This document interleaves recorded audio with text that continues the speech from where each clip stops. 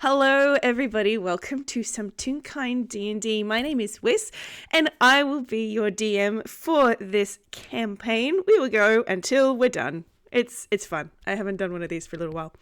And you will notice there's no title card, and that's because the title of this campaign is a secret until the boot drops. So with that ominous entry, how about I get my players top to bottom to introduce themselves and who they're playing? I knew I'd signed up for this, but I can't describe the drop I felt in my stomach when you said this was a campaign. Anyway, hi, I'm Kraken. I'm playing Igni again. We saved the world. Apparently, it's not over. Well, you see, the first season's tested well, and now they're ordering a second one. The audience wants more! The studio also didn't give us an end date, so we're kind of just going until we're cancelled. We got endless Alright, budget. guys. Please. We need a gay kiss in the first scene, that way we have an end date. We already had gay marriage! We did. But we didn't see the kiss. It's true. We had it off screen. It was just implied. We need canon. We need the fans to live. Oh my goodness, We need golly to give gosh. them all their life. Okay. Haven't even got through the intros yet, guys. I'm sorry. You expect me to be focused? Hi, my name is Spec or Spectral Haunts, and I will I will be playing Wimdy. Which is partially why I am so chaotic, because I cannot put any of my chaoticness into a character for this session. So it's all stuck in me. You're straight now. I apologize. Don't do this to me, please! Next. Hi, I'm speaking to you all from underneath the boot that Whis has so generously positioned over us. I am Fletch, also known as Fletcher, and I'm going to be playing my very, very normal, stupid goat. We love your stupid goat. Absolutely nothing about him has changed. He got prettier. He got hit with the pretty gun. It's because I decided to give him pretty rights now. He deserves it. Anyway, hi, I'm Hex, and I'm rounding out this quartet with Briar, who is still on his mission, is even more tired as a result. He is very tired. That's fair. It do be like that. Rabbit sleep. Alright, so it has been over a year since the end of the Turning of the Seasons campaign, where we saved the world for realsies. And you went your separate ways. So why don't we start with River? What are you doing at the moment?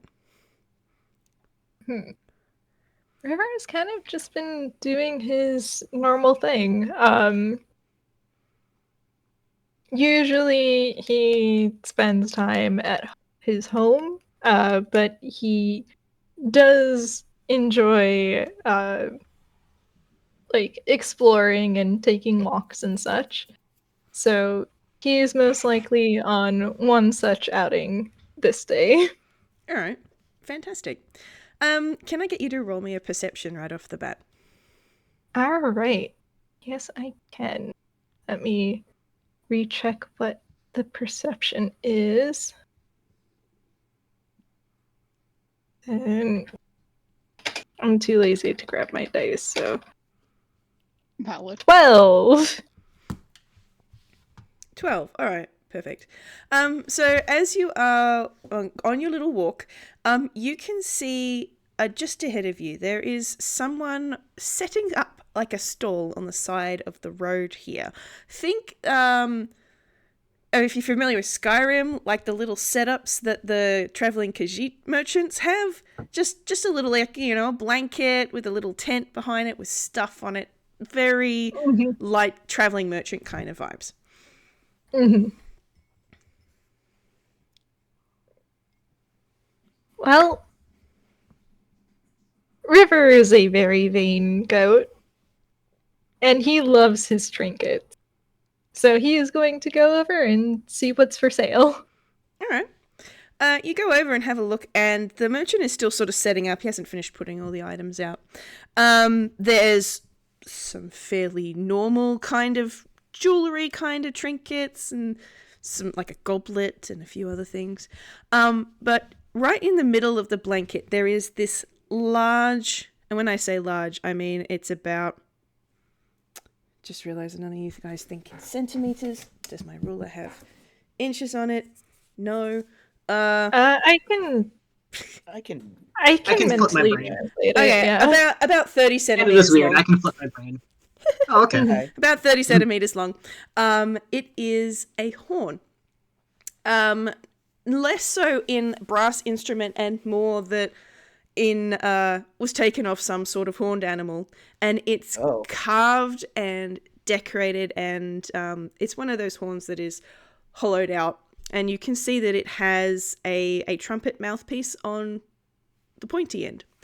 It's got gold bands around it, gold and silver bands around it. There's carvings. It looks fancy as all hell, and it's been put right in the middle of this blanket, front and center. Thank you, Iggy.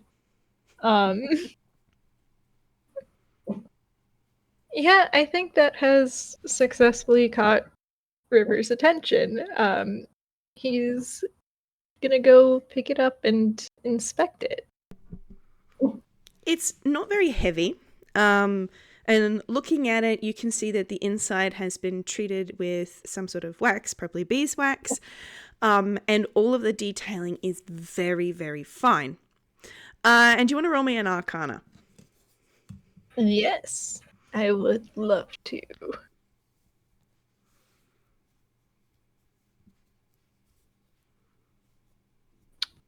Is not the right thing. That's a dirty 20. Perfect. Okay, so you've picked this thing up and you immediately get vibes from this.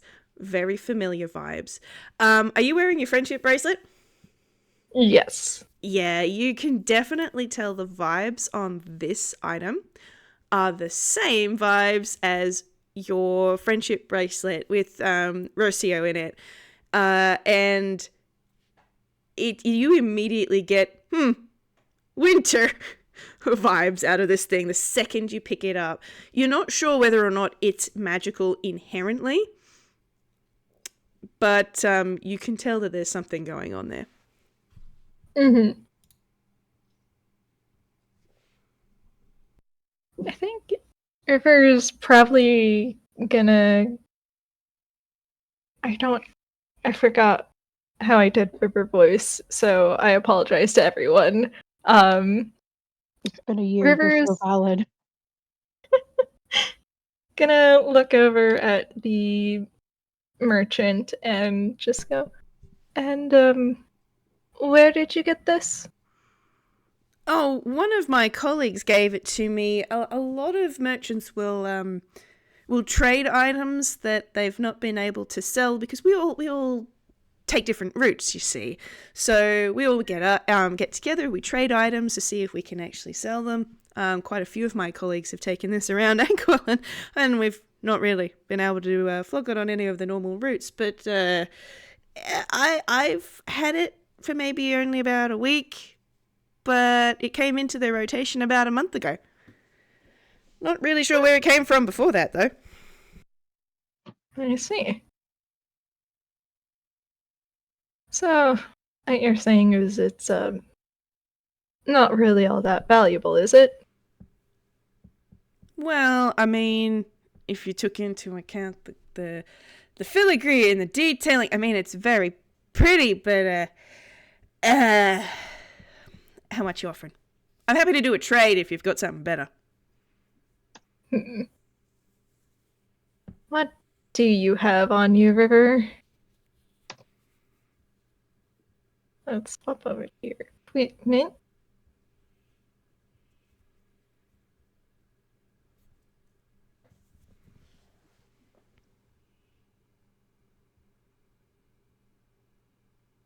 Think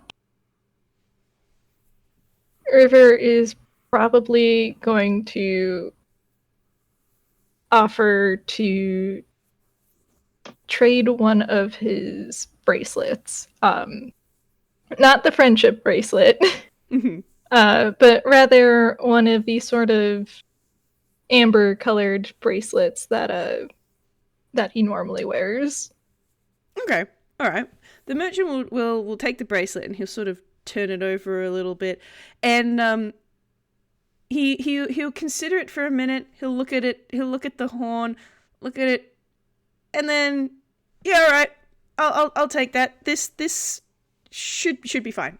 Thank you. Pleasure doing business. And he'll pop your bracelet on the blanket.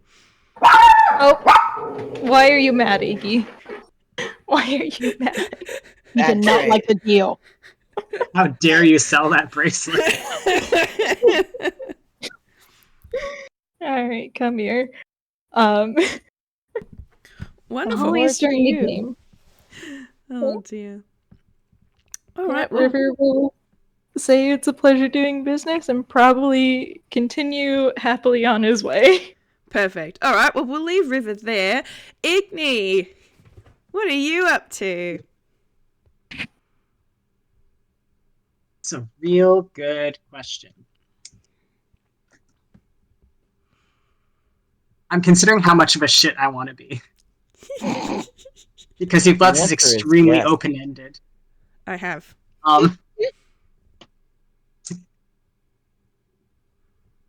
In that case, if I'm going to be a shit, I'm going to make Igni roll a stealth check. You're catching her in the middle of something. Okay. What is it? I don't know. Oh. Igni is currently, it is nighttime. Mm-hmm. Wherever Igni is. I assume.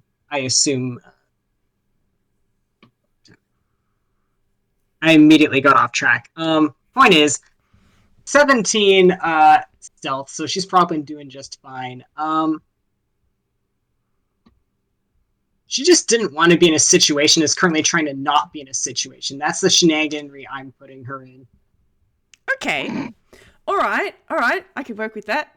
I know exactly how I'm going to work with that. Okay, so she is in a situation. She is trying to make her way out of a situation.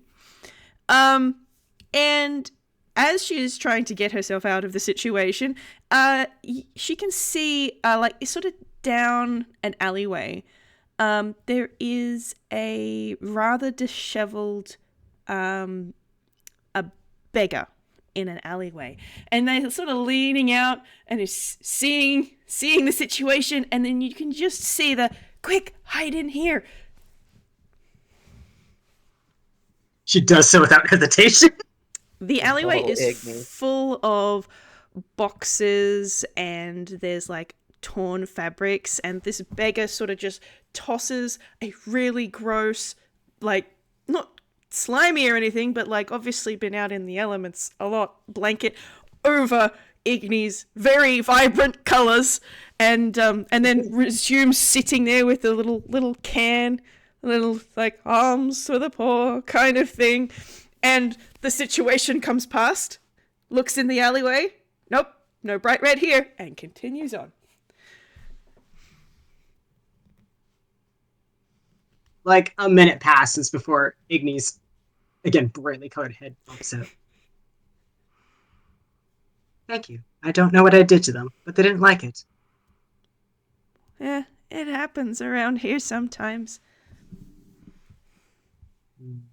Hey, Pat. you got any gold or food, or I can trade. I know that people like trades.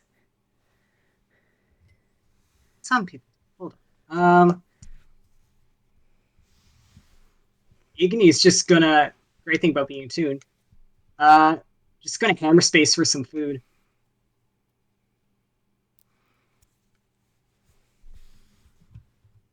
Easy peasy. Okay, 10, easy peasy. This guy is getting whatever it is. I know it's spicy. I'm trying to figure out the funniest answer. Have some hot Cheetos. I don't know. Wonderful. Okay. This beggar will take this. I'm gonna say this is one of those really big, like party-sized bags. Yeah, Who's take this half bag the size of her. and just sort of look at it and go, wow. No, I can't just take this. This is huge. I know what to trade. And they sort of reach under their really ratty coat, and they pull out. It's grubby. It is definitely grubby, and it looks like it's made out of glass. Here, I found this in the trash. I was gonna sell it, but you can have it. Eye emoji. Instantly inspecting. Okay. You can roll perception or arcana as you like. Just better. I suspect it's going to be perception. Yes, it will. Let's go. Wow. Okay. We're on the dice, which is going to be 9 perception. Okay. Just like biting it. That's completely fine. Like, it is dirty, but you are immediately able to tell that it is an hourglass. And it has a sand inside of it that is kind of a red ochre kind of color. That's all you get with a 9. Completely enamored. Like, flips it over to watch the sand run. Enamored. I'm going to give you this as well because it's kind of obvious. When you turn it up one way, the sand goes in the opposite direction. Oh. Even more enamored, frankly. You said you found this in trash? Yeah, it's not unusual to find all sorts of things in the garbage. People throw anything away. I guess it's sort of magic. The sand doesn't work. Maybe that's why it's thrown out. It's broken. Blanking at magic because she had not picked that up at all. Like, shakes it like an 8-ball. The sand does a little tornado thing and then continues to flow upwards. Trade accepted. Thank you so much. And they're going to sort of huddle back into their cardboard box, and you can just hear the noise of a packet opening, and then munch. No.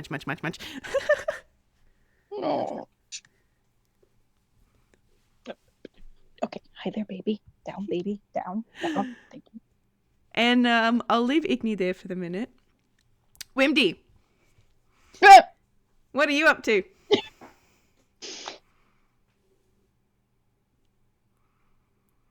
Yeah, the blanking's in character. He is very likely just kind of doing some sort of odd job. Probably like helping fix fence or something, delivering a package, just something easy and simple to do for a couple gold pieces. Okay. Yeah, not a problem. So you are, let me see. Yeah, like maybe repainting windowsills or something.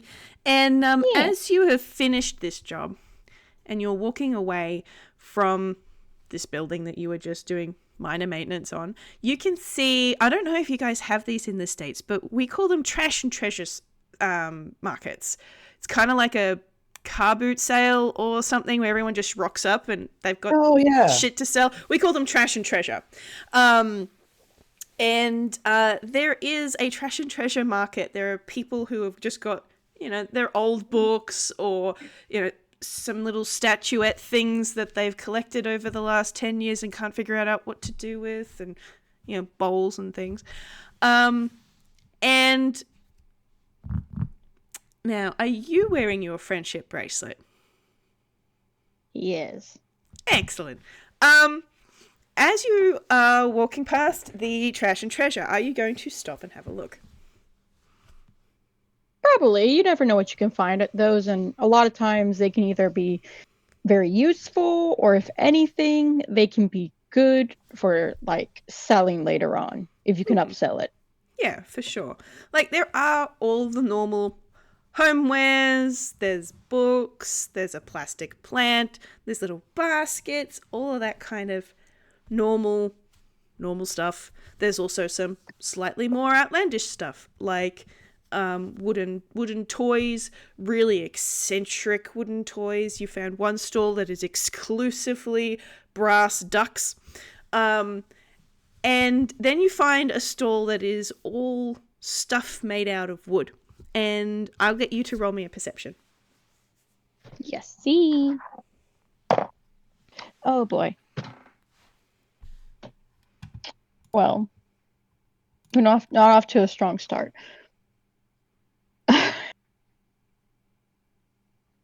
Okay, what's there? I had to find the modifier. So 8. Cool. yeah. We got our peepers open today, lads. All right, so the thing that you notice with an 8 is not anything in particular on the stall, but it's Helicho leaving your friendship bracelet. You kind of feel her sort of shoop out of your sleeve. He kind of jumps slightly and goes to like catch her. Roll me a sleight of hand. Okay.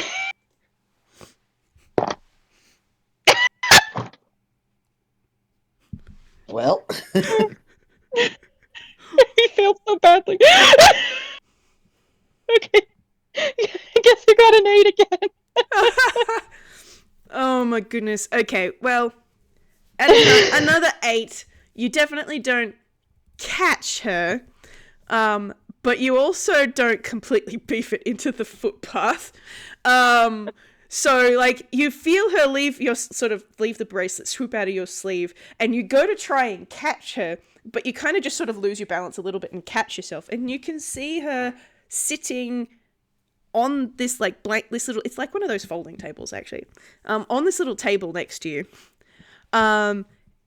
and she's looking very intently at one of the items on the table. He kind of walks over and tries to see what she's looking at. What are you up to, Birdie? She sort of looks up at you and then looks down at this, and you can hear her say, look at this, it almost looks like Laurel made it. And she pecks at this wand that is sitting on the table there. It looks like it's made out of a relatively straight stick. It's got vines carved into the timber, and imagine like enamel, like how you would make an enamel pin that sort of like seeps into the grooves. It's like that, but you're not sure it's enamel. It could be like my tree sap or something, but it's doing the same thing that enamel would be. It's fantasy enamel, magic enamel. Magic enamel. He kind of looks at it, then looks at her and goes, "You want me to touch it, don't you?" I really like it.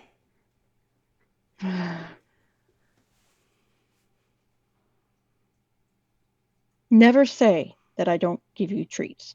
And he kind of goes to pick it up and then looks at the trader. How much for this? Well, it's kind of been just sitting on the windowsill for about 6 months, so I'll go a gold piece, or if you've got something to trade. Let me roll a hammer space real quick. This is the one with a bunch of wood and stuff, right? Yep. Sweet. Wasn't 8. He reaches into his hammer space and pulls out a carved bird. Helicho is immediately going, "It's me!" It is. I could trade you a carving for a carving. The merchant sort of looks at it and goes, "Oh, that's adorable. My daughter would love that. Yes, fair trade.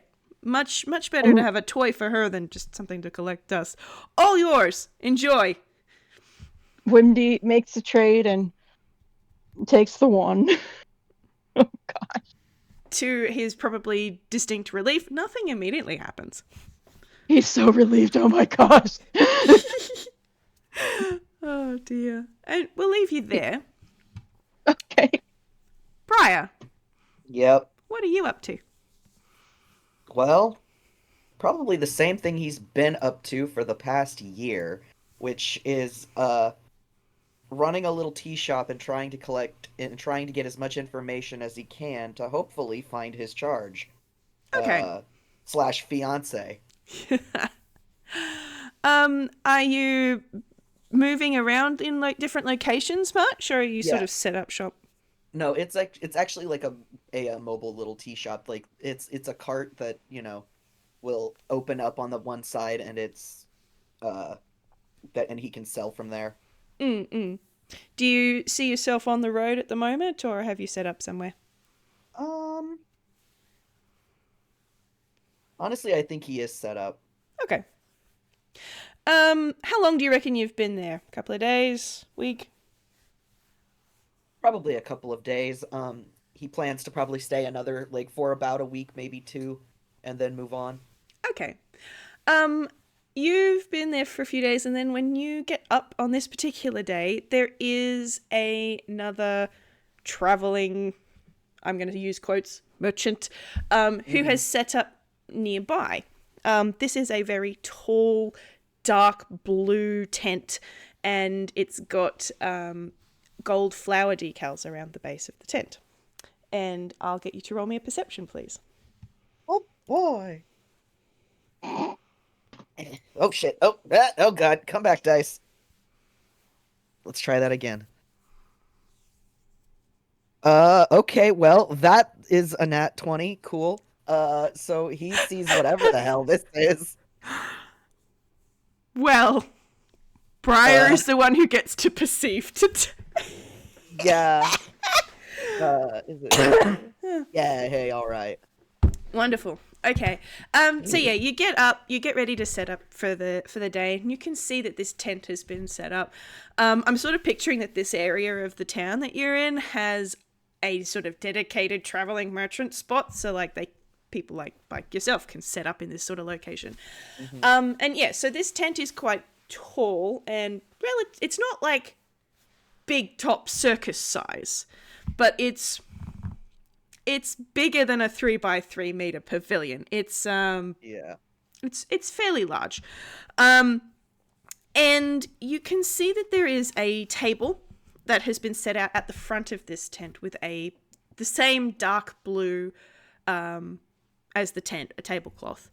And there is it's hard to see because he again is dressed in the same dark blue, but there is a cloaked figure sitting at this table out the front of this tent. I actually have a picture of this guy because he's in my art fight roster. Oh. Let me get you a picture of this guy.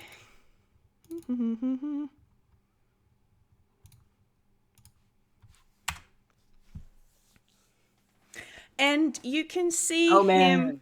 You can see him sitting there, and he is shuffling Taroka cards. Okay.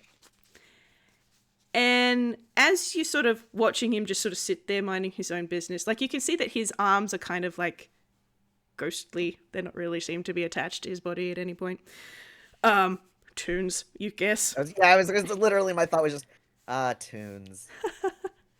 And as he's sitting there just shuffling his cards, you can actually see one card fall out of his deck and land on the table. And you see him look at this card for a long moment and then look square up at you. You can't see a face or anything, but the hood turns and looks distinctly perceived, yes. Yeah.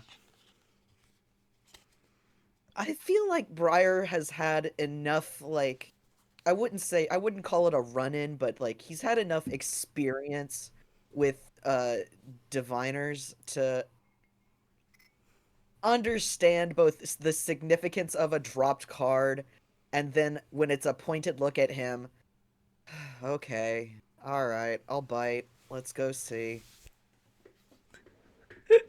Oh, such He long doesn't- suffering.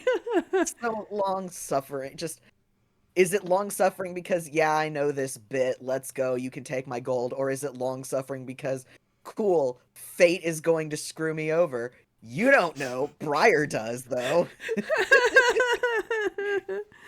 Oh dear. So you're gonna go over?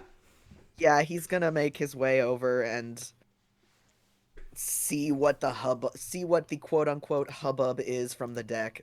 Yep. So you head over, and because you got that net 20, I'm just going to give you this one straight up. So the card that fell out of his deck, which the top part of the card had landed on the table pointing in your direction, and it is this one, the artifact. The artifact. Okay. And he watches as you walk over, and he straightens the card so that it remains pointing at you as you come over, and he just goes, "Good morning, my friend." Well, I doubt it's going to be a good morning for much longer based on the look you just gave me, but morning. It might seem that way. But rest assured, there's no ill intent on my part. Oh, I'm not implying that you have ill intent. I'm just saying that I've seen how the decks behave before. They will have a mind of their own, yes. If you'd like. Given the situation that I'm getting here, I can draw 2 more cards for you. A brief overview of what is likely to be your day. He thinks a minute.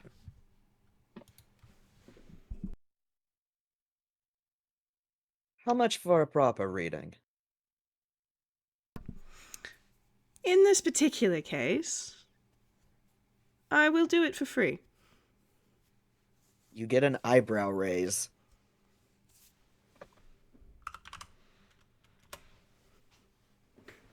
But he doesn't protest. He's not gonna argue with free. Alrighty. Well, he continues to shuffle his cards, and you can see him sort of picking a few out of the deck and flipping them over so that some of them will be upside down, and he does this a few times. And he puts the artifact sort of in the middle right in front of you, and he puts 2 others, one on the left and one on the right. Mm-hmm. And then he flips those over. And the first one he flips over is the guild member. And he looks at it and goes, like-minded individuals joined together in a common goal. I feel as though allies of yours will need to gather.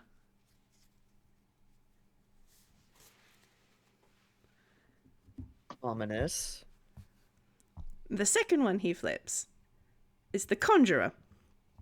The coming of unexpected supernatural threat. Oh dear.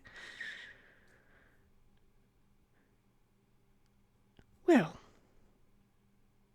this is quite telling, my friend. I need not draw any more cards for this. For you see, and you can see one of those ghostly hands sort of reach out of your view, presumably into hammer space, and then reaches back up. And he places on the table a ornate glass bottle with a cork stopper. And it's kind of frosted. You're not really sure what's inside it, if anything. He puts this on the table and slides it over to you. Some time ago, I came upon this artifact. And this card, and he taps the artifact card, made itself known to me as I came into possession of this item. And it has made itself known again. I believe this belongs to you. Briar, he'll take the bottle and examine it. What would I roll to see what knowledge he might have? You're welcome to do perception, investigation, or arcana. Oh. Ooh. None of the. Well, perception's okay. But. Okay. No. No. No. Never mind. Oops, wrong. Let's try that again. It was almost another nat 20, and then. And then it wasn't. And then Okay. it wasn't. Yeah, so you're looking at it. Well, you've definitely never seen it before. It's a bottle. Mhm. It's glass. Yeah, it's kind of a frosted glass, but also it might just have like mist inside. It's kind of hard to tell because of the shape of the bottle. And yeah, it's got a cork in it. But you can't pull the cork out. He doesn't try. Okay. Something tells him don't do that. Fair enough. The fortune teller will give him a minute to look at the bottle, and then he motions back to the spread of cards in front of him. Something to do with this object is going to require your allies. Which allies, I suppose you will be able to determine based on whatever happens next.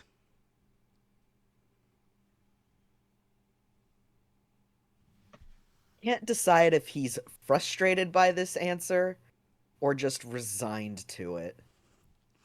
Well, I am going to get all four of you to roll me a perception now, and we'll find out Cool. the answer to that question. Cool. The third perception for Briar. Hey, okay.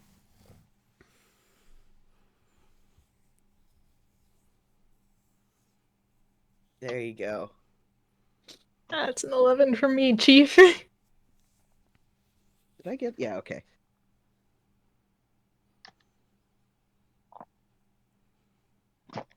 Well, Yeah! Briar stays looking. them big rabbit ears. Okay, this is apt, given as Briar has sort of had this heads up, whereas the other three have not so much. But as the fortune teller says, depending on what happens next, you get this feeling kind of run up your spine a little bit.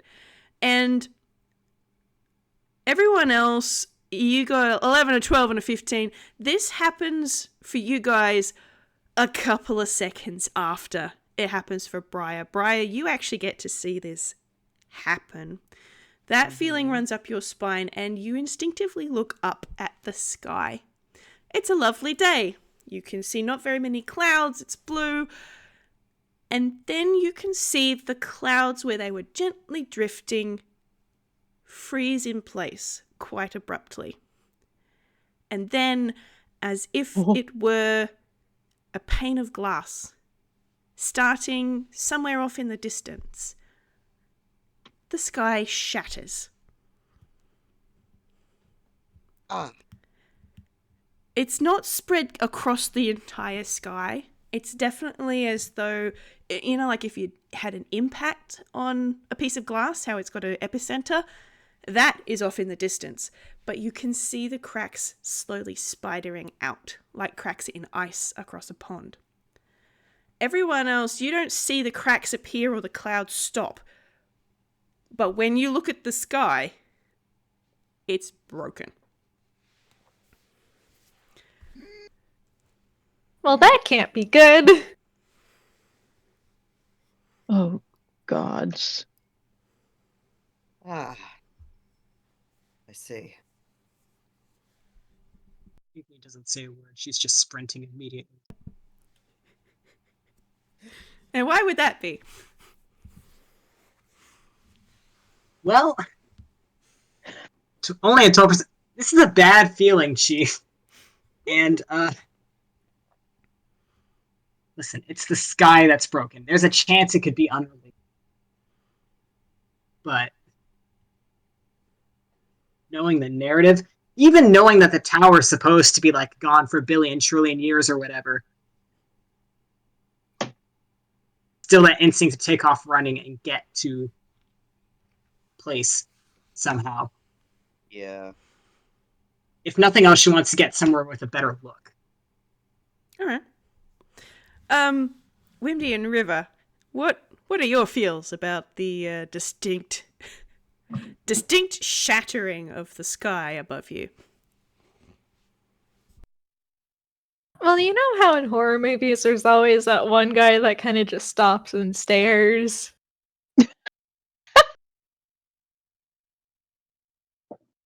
That's River right now. And a brain cell in sight. I love River so much. Wimdy? Elicho, you wouldn't happen to know what just happened, would you?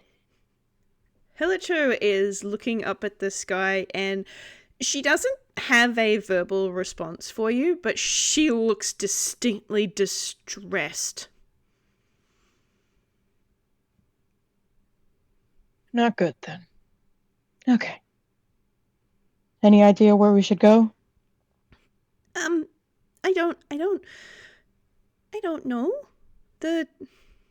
He's not supposed to be here, so...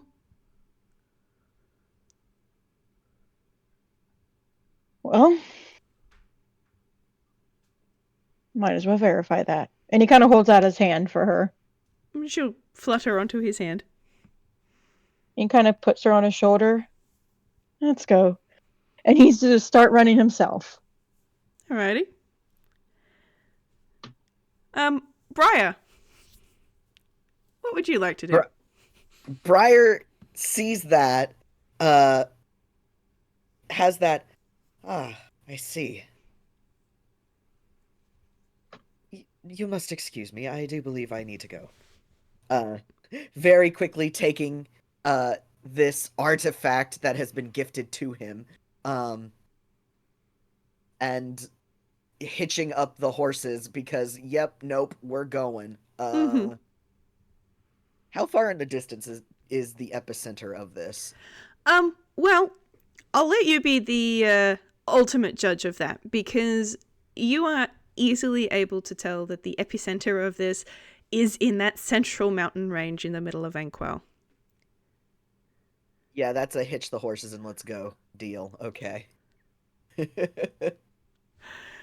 Oh dear. River, how long are you going to stand there like a stunned mullet for? I'd say give him like a good minute or two, but like, yeah, he's gonna go check it out because, that's weird. And as he approaches, he's like, wait a minute, I know this place. Yes, indeed. And because plot will do this, as you are all making tracks towards the central mountain range, you all come to a crossroads to where lots of different paths join up, and including the one that leads to the valley where the Tower of the Sky once stood, which is where you all get to roughly at the same time. Huh.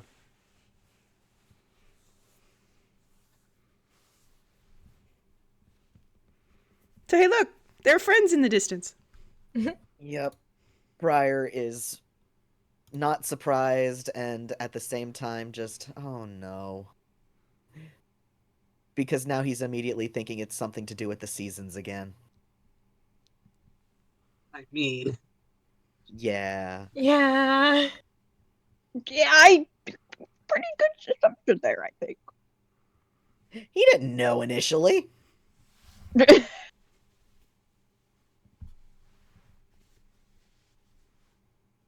Well, you're free dang, to I interact gotta with be each other honest. now. Yep. I gotta be Long honest, time no Igni's just see. trying to jump the river. All right, you're Amazing. not quite at the valley yet. You're a little bit further away when you Okay, all come okay, together. okay. Yep. Gotcha. In that case, could I argue Igni tries to just hitch a ride on Briar's cart? I mean, yeah, Briar sees Igni hoofing it and kind of pulls up alongside. Would you like to rest your feet? Hop, skip, perch. Clamber, clamber, skitter is now on the roof. Do me an acrobatics, please. Hell yeah. Oh my god. Yeah.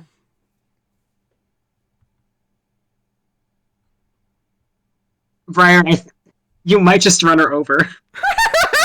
Oh my no. god! No! You got a Oh, no. +2. Oh no. Igni! Oh, Oh my god. Is that a nat one? Oh no. Yes. Yes. Oh dear. Briar Briar. has to halt the cart. You see Igni try and jump up, and then you see Igni disappear again. Yep. Yank on the reins. Just nope. Easy. Whoa. What are you Okay. stopping for? Because I don't want to run you over. It does, however, allow for the That's other the two pedestrians to catch up. Yeah. Oh my god, my phone. Quiet. Okay. long time no see.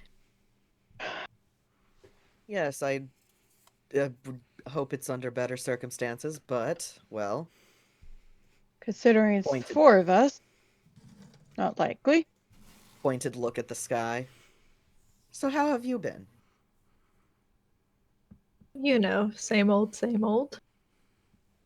A nod from Wimdy. How about you?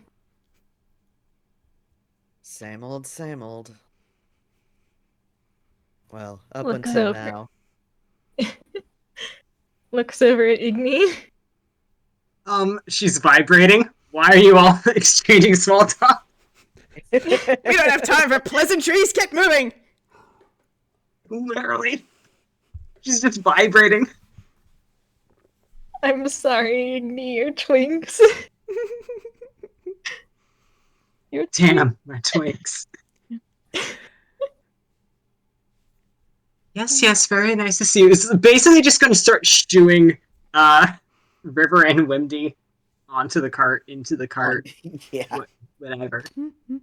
It's River a little will cramped laugh. for all four, but you can get in there, yeah. Yeah, no worries. River will allow himself to be shooed. Is going to try and make sure he doesn't get anyone with his hooves. Is fair. All right. So you all bundle into Briar's cart and you head back all the way down the path towards the valley where the Tower of the Sky stood. However, you will have to stop and traverse on foot after a while. It becomes too narrow and too rough to take the cart and horses. But it's not too bad when you're on foot. And after a very short hike, you make it to the valley where Sky's Tower stood during that whole adventure. But what you see there is not the tower, and it is not an empty island like when Igni was last here. Instead, it's a little something in between. Oh no. You can see Mm. shafts of light shining down from the cracks in the sky, and there is what looks like rubble, remnants of a pristine white tower where Sky's Tower once stood.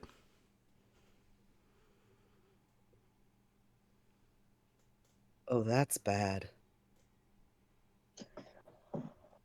Oh, Does not God. seem like a good omen. None of this does. Well, we just need to figure out how to fix it. Well, to do that, then, and Briar is going to, I guess, just start to cross like they always did in the past. Mm-hmm. Okay. I'm not going to make you guys roll for this.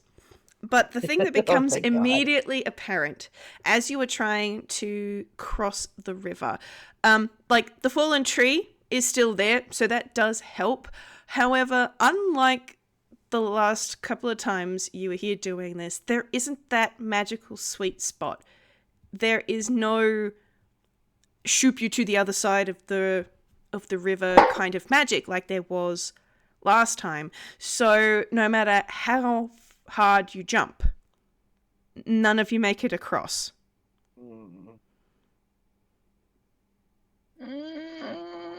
I don't like this. Cool. Well, I guess Briar's swimming. Yeah. Yeah. Do this the hard, annoying way. Yep. Mm-hmm. Yep. Doggy paddle, Let's doggy go. paddle, doggy paddle. It's okay. When- River can help prestidigitate people dry once they're on the other side. Wimdy probably puts his Probably- coat in his. You go. Fair. He probably starts with Igni because he knows that Igni does not like being wet. Sulky cat energy. Yeah. Kitty no want to be wet. I'm not talking about you, baby. Wait, please get down. Thank you. I have my own kitty invading. Alma. You know those videos where a cat will like be put down on a horrendous texture and they just immediately spring? Mm. Yeah. That's generally Igni's reaction towards wet. Oh. Poor baby. But you make it to the other side with no complications. The river is not flowing so fast that it makes it hard to swim across. It's fairly gentle at this part of the valley. But when you make it across to the island where the Tower of the Sky used to stand, you are getting a much better up-close view of this sort of in existence, sort of not ruin. Igni, do you want to roll me a history, please? Boy. History? Not really. That's. Ooh. Okay, apparently you do. It's going to end up being a 19. Splendid. Hell yeah. Okay, so the last time you were here, you, you physically interacted with Sky, and you remember what his hand felt like when he started to leave this plane. How it was sort of there, but sort of not, before it completely dissipated.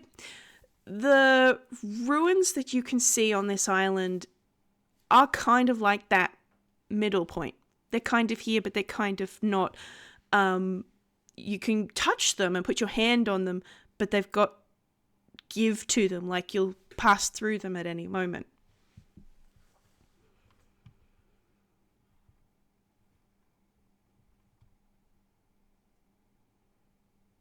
He was not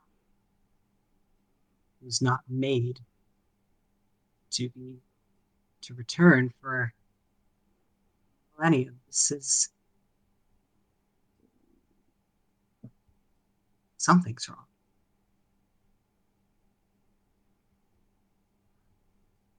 Yes. Does appear so. Mm-hmm. Indeed. But maybe we can find what caused this around here. Briar's gonna do his best to look around, which I'm assuming is an investigation. Yes, please. Yeah, he doesn't have that. We're gonna try though. Everyone is welcome to. Okay. All Okay. right.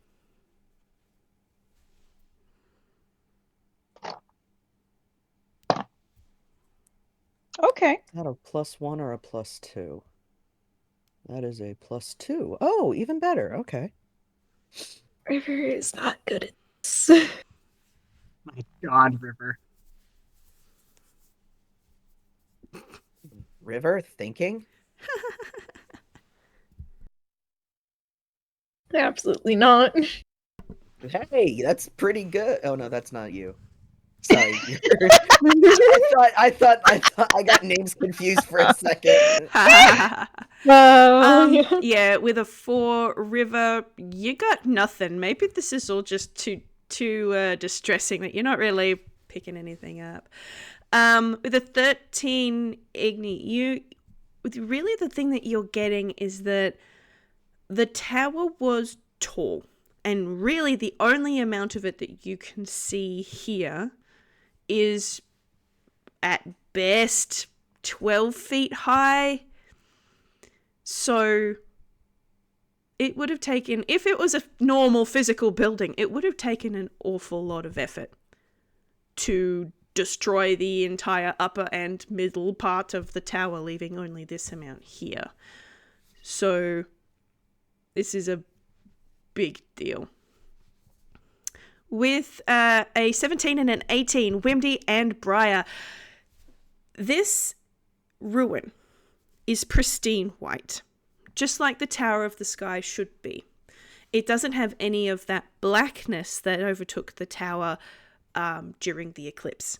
It doesn't have any soot or scorching or scarring or anything like that that would indicate like fire having been used or lightning having been used. This is all, I suppose you sort of more account it to blunt force trauma. So something big and heavy, more like a wrecking ball kind of thing crashing into the tower. But also at the same time, not. Because there's no fragments of the tower anywhere on the island. There are no like chunks of rubble in the river, in anywhere in the valley. All that you can see is this little bit. And it also looks weathered. So whatever has happened to the tower is not necessarily indicative of what happened. Would it be safe to say the damage to the tower is older than what just happened with the sky? It looks like it should be. Okay.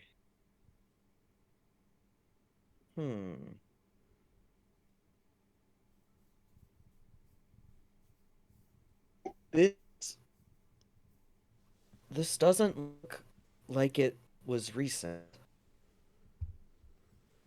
No. Which I don't know if that's better or worse in this case.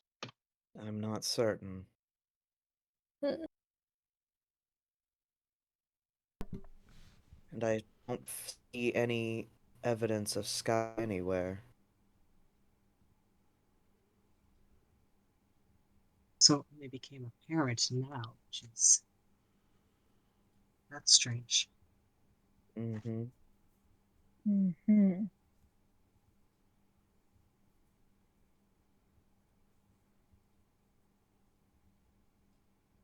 Is Heliotrope still here? Say again? Wait a second. The familiar that Wimdy's been running around with. Is he still here? Helicho, Yeah. yeah. Helicho is still there. There we go. Yeah. Helicho is still there. She is sitting on the edge of the island, sort of not quite on the sand, but just on the edge of the grassy part. And she is fidgeting. Like, have you ever seen a bird fidget? Like, she's just putting her weight from one foot to the other and fluttering her wings. And she's like a little tiny fluffy feathery ball of anxiety right now. Oh. Baby. Gotta look at Wimdy. And what does she have to say about this Wimdy kind of gesture turns at to the her. herb? Do you have any ideas? This is all wrong. This shouldn't be like this. They all made the tower when they made him, so no one should be able to destroy it. Oh, they're gonna be cross. What happens to the truce if he's gone? Oh no. Are you implying? I'll let you. And he kind of moves to kind of cup her gently in his hands. I need you to look at me for this. She will. Because I need to make sure I am understanding correctly. Are you implying that one of the gods killed him? I don't know. I don't know why they would. Only they would know. So we have to talk to one of them. That,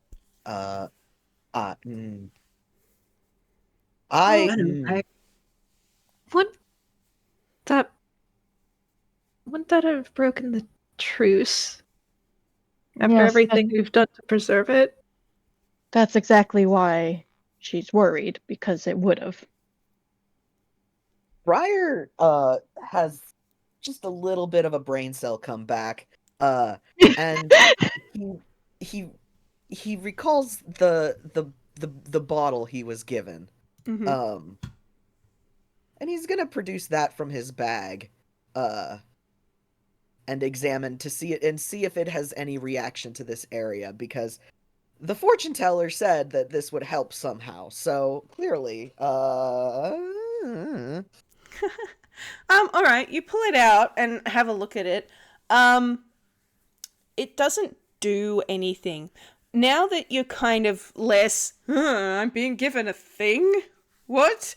I am going to give this to you. It does have vibes.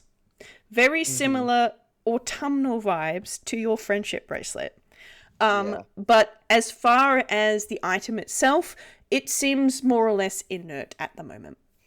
Okay. So not that.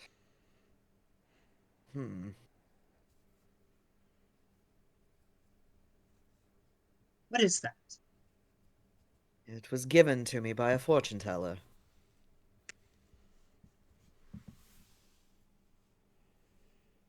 Who said it would aid me in what is to come, and that was right before the sky shattered. I also got something just before the sky shattered. Me as well. And River's gonna pull out the horn. Wimdy will pull out the wand. The hourglass thing. None of these objects do anything as you produce them from pockets and hammer space. They are still inert, but you all distinctly notice those vibes, even if you hadn't prior. And Helicho looks up from where she's sitting in Wimdy's hand, looks at the wand, looks at all the other objects. I don't know what's going on or what these are for, but the others might. And she looks pointedly at Briar, Igni, and River. Well, he does have his bracelet on, so Yep. who's coming to Call play them first? familiars. Yeah, call familiar. Is everybody going to summon their bird friends? Yeah. Yep. Igni is. All right, fantastic. So Ascua and Rocio, they come out no problems at all. The flamingo and the Rocio is a hawk. Look at everyone. Look at the remnants of the tower. Look at Helicho, and then you can just see the anxiety build in these other two birds. Oh dear, is just sort of the vibe you get from both of them. However, Briar, your familiar is not coming out just yet. Like, you can tell that he's heard you, that they have heard you rather, but like there's a delay. There is a distinct delay. And then the morning dove comes out of your bracelet and loops around you once and lands on the ground. And because of the way that the communication works, so Briar is the only one who hears it and just goes, "Is this really urgent? Because I've got a situation I'm kind of dealing with." What? You've got a situation, and he like makes motion at the where like around them. Like, what do you mean you have a situation?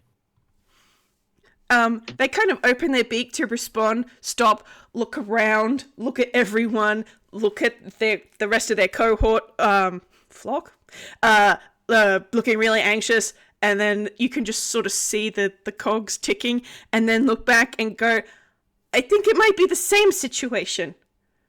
This must be what they're arguing about." Who? What is going on?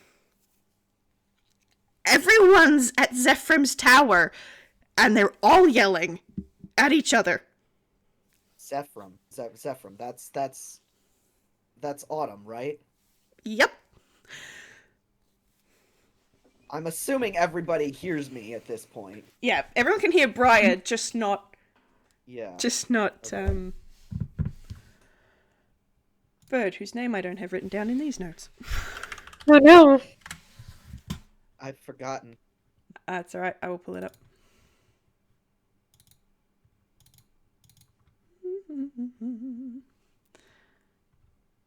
Autumn, autumn, autumn.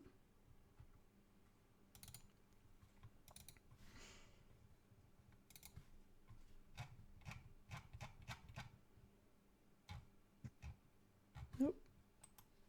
Not in there. Come on, mouse. Please work.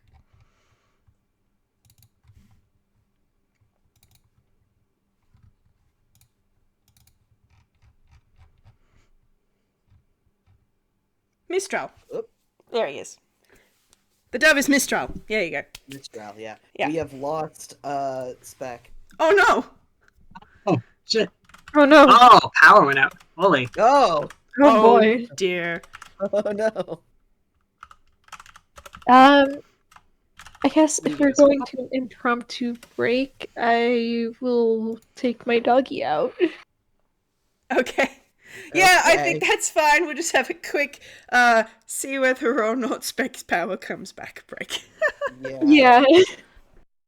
Break before we demand to go storm a god's tower again. Yep. Yep.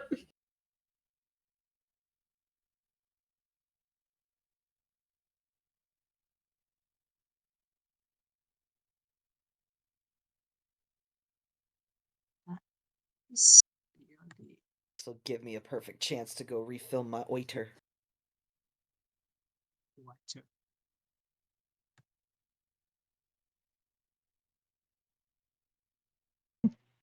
Hello?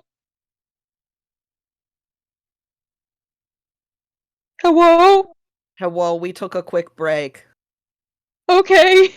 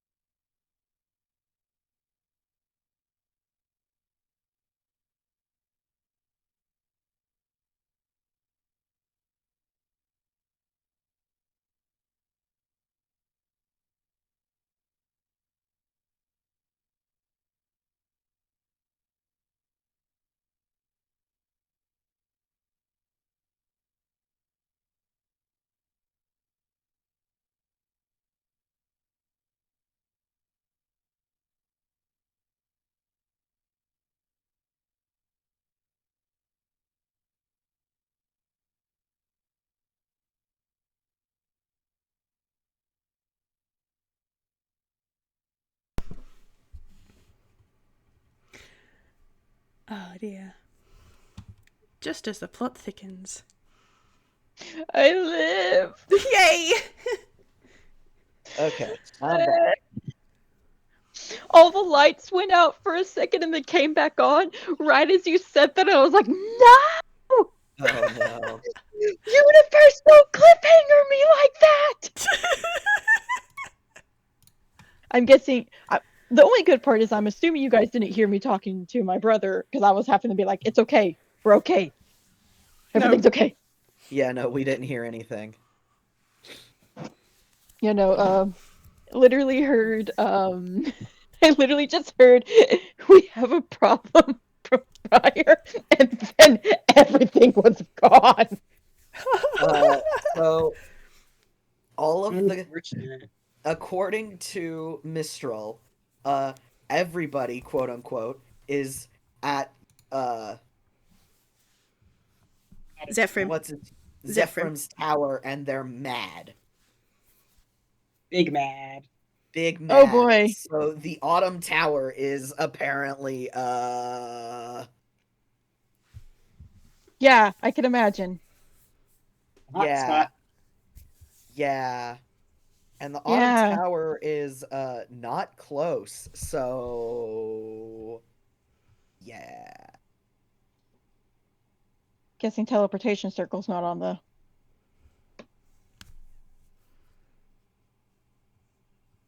I mean, there Well, isn't the one players may around have here, answers for that. unfortunately. Yeah, there's got to be a shortcut. Come on, familiars. Come on, Mistral. Come on. Where's the Where's the speed dial?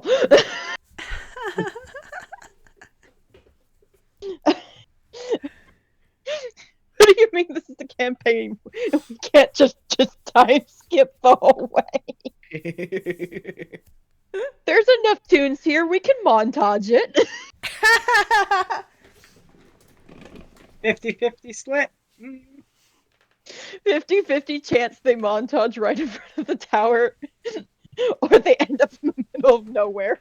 God. Oh. Ugh.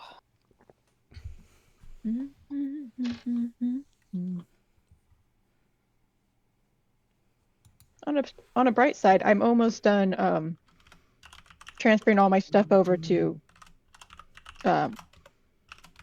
little words. Where are you? Words work for me. Google Docs, where everything's a lot easier to read.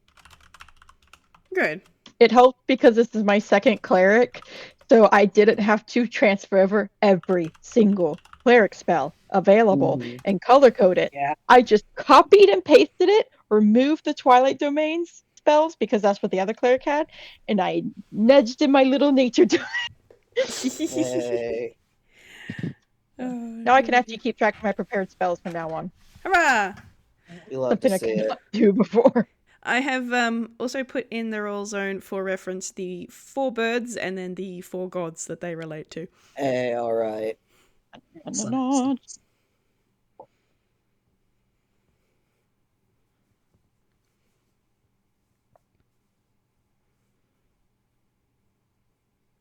So this is very important. Like, hey guys, what the fuck? Just, hey, what the fuck is happening? What'd you do to my friend?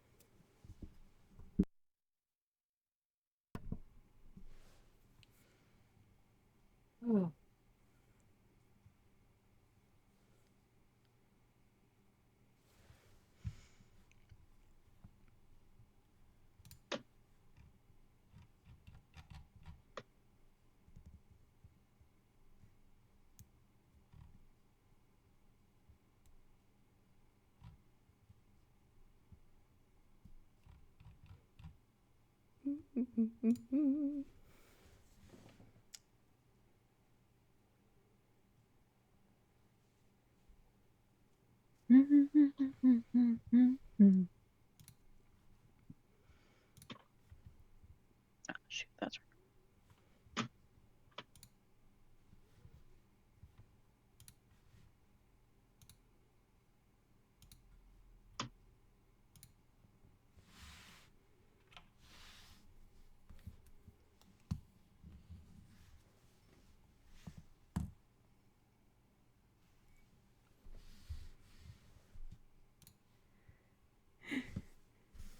The doggy has been satisfied. Excellent. I'm now good to Yeah. go. Hurrah. Excellent. keep All gifts right. from me. So, where we had left off in our most abrupt and impromptu manner, Briar got murdered.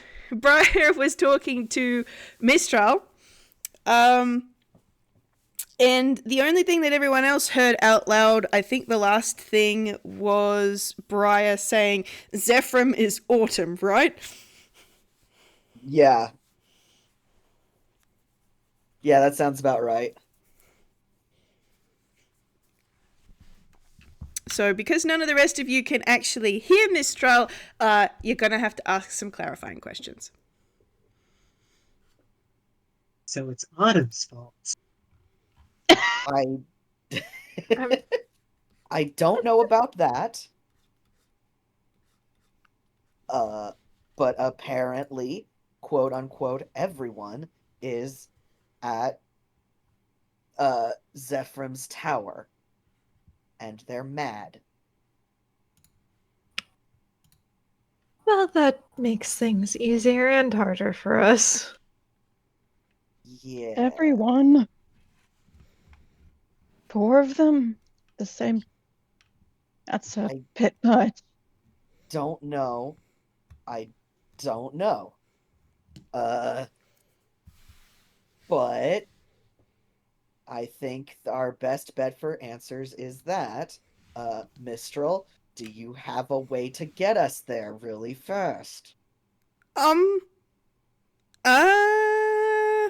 Mistral sort of turns and looks at the other 3 birds, and you can hear them sort of chatter at each other, and it's not celestial, but it's like bird.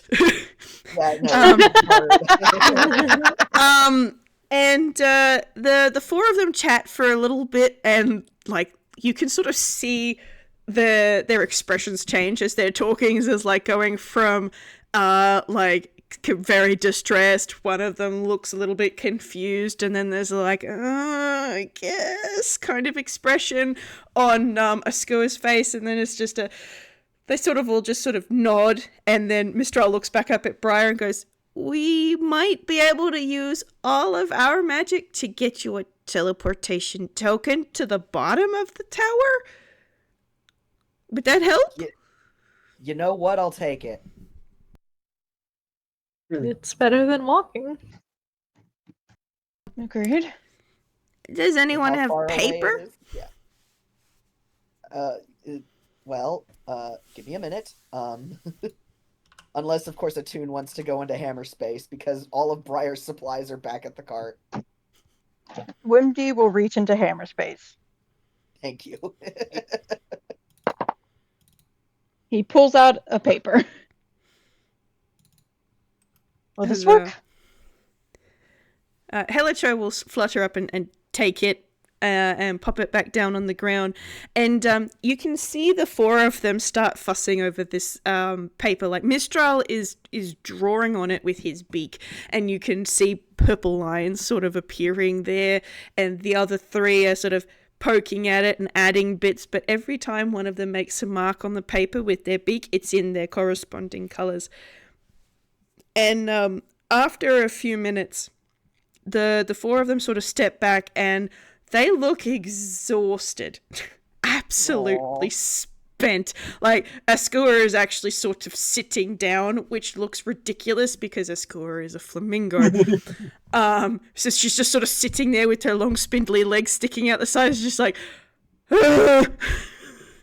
Oh, baby. Oh. But you can hear all of them sort of look up at you and just say to each of you individually, "Okay, good to go," or some variation thereof. Thank you. Okay. But there is only one, What so do you you are have to all ask going to me? have to tap it at the same time. Yep. Better hold River's hands gonna just to be certain. hold down. You go. That's a better idea than just like on 3 or on go. Yeah, no. Better hold hands just to be certain. Yeah, River's gonna hold Igni's down his grabbing hands hands. to hold. Wimdy Probably is will going rel- to take Wimdy's hand. I'm like, Wimdy will reluctantly take the hand of the others. All right, no worries Oh. at all. Okay, so you are holding hands, and you all reach out to tap this paper at the same time, and it's, how do I describe this? Actually, I'm gonna get you guys to roll me an Arcana. That will be good. Oh boy. Briar Oh, doesn't boy. have that. Okay. Oh, well, okay. Never mind. I opened the wrong sheet for a second. I was like, when did Wimdy get a +11 to Arcana? That's the 5.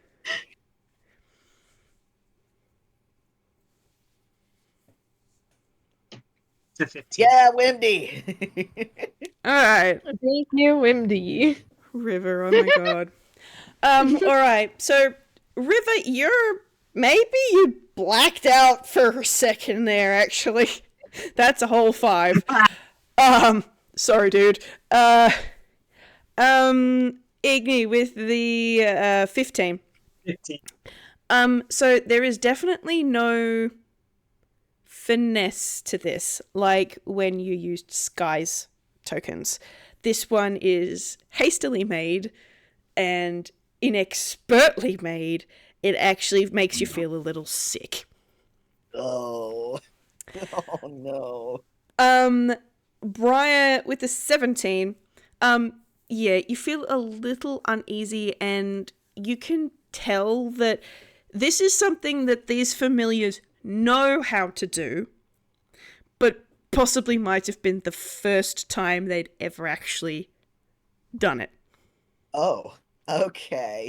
Cool. But because you guys had been to the Autumn Tower before, you feel like that's helping nudge you in the right direction. Okay. Wimdy with that 19, you can feel all of this. You're not feeling quite as queasy as the others because you'd kind of braced yourself for it a little bit.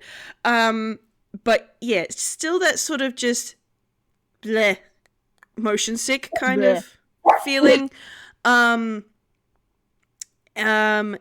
yeah, they've never done this actually before. They learned the theory, but they never actually did it. And when you can kind of feel, it's kind of like going through a montage, right? But it's not as instantaneous as a teleportation circle or Sky's teleportation tokens. It doesn't feel like you're over here all of a sudden. There is a movement through space. It's just very fast, and space has been compacted kind of thing. And you can almost feel that they were almost off. Like they had like nearly gotten you not quite to where you needed to go. But you can almost feel, no, the tower's over there. We're going over there, remember? And then you just sort of, boop, you are now, actually you all kind of fall a little bit. River, you completely fall over when you appear. Rip. But you are all at some capacity at the bottom of the Autumn Tower. And I'm going to get everyone to, except for Wimdy, roll me a con for how sick you feel. And then I will get everyone to roll me perceptions. Okay. What's your freaking con? Oh, your con is good. Okay. Oh, you have that as a save. You're fine. Forgot. I just had that exact moment of like, huh? What do you mean my con save is that? Good. Saved it. probably. Yeah.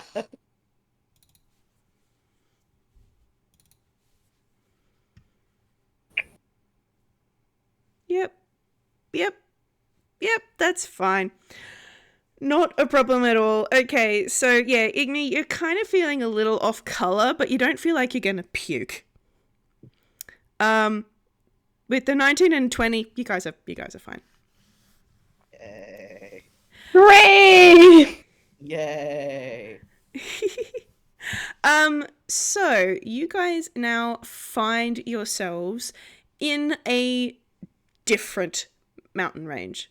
And the Autumn Tower, it's made of that familiar kind of purplish stone. And last time you were here, Sky managed to get you straight into the foyer, the inside. But the familiars have only gotten you to the front door. So you can actually see the tower from the outside. So, yeah, if you guys want to roll me those perceppies, I'll tell you what you see. Yeah. And we're back to the bad rolls. I'm not gonna count that one. It landed and then rolled again. Okay.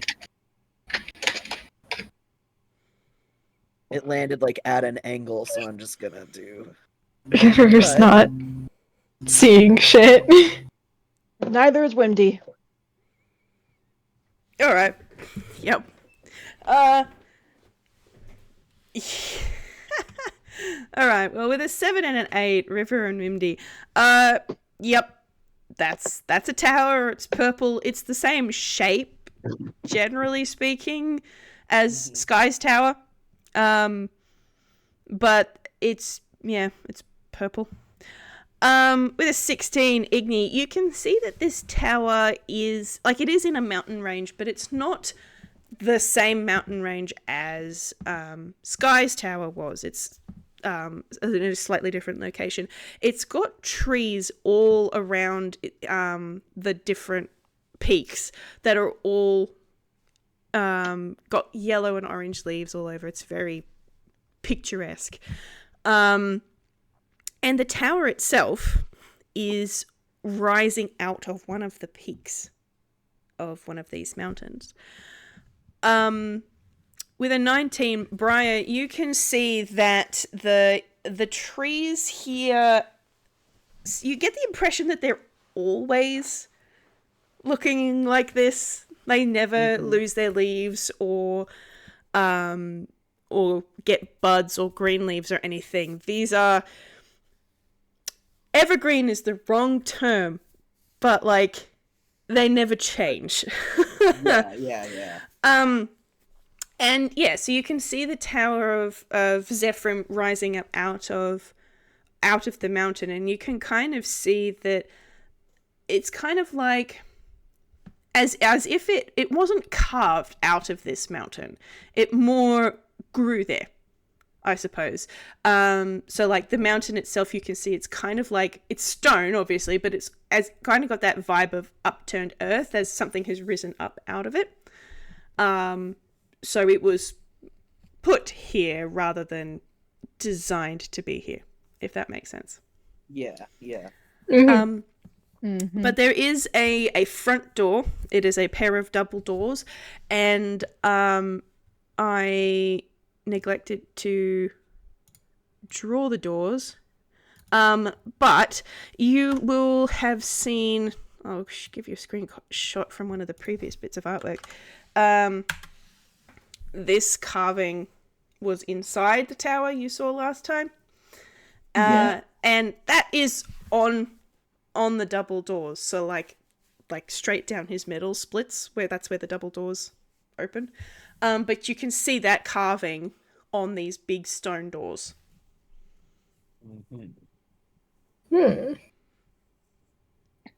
And there's a relatively short staircase that goes up. Well, He's moving for it. yeah. Chop, chop. Yeah, let's go. All right. Let's go. The doors don't appear to be locked. And they're just a little heavy, but you can open them without a roll. That's no problem. And you find yourselves in that big foyer room that you were in when you were here last. So it's got a big whirlwind in the middle and 2 little whirlwinds off to the side. And I'll give this to Igni and Briar with those perception rolls. Unlike the last time you were here when there was just nothing, there are starting to be, there's furniture in here. There's a couple of tables. There is a potted plant, which is autumnal. There's some artworks on the walls. There are shelves with books starting to be populated. So it actually looks like a place where someone would actually be, rather than just an empty room. But strategically kept away from the giant tornado that's in the middle of the room.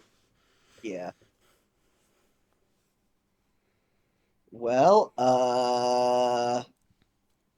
me trying to recall how we navigated this the last time. In my memory, you could jump in the tornado. That sounds right. That does Whether sound that's right. correct or not, Igni's just going to walk to step in the tornado. Because that's her memory. Yeah, fair. Anyone else? I think Briar's gonna try to at least grab her, arm, wait, hold on, maybe we shouldn't do this, make sure we stay together kind of deal.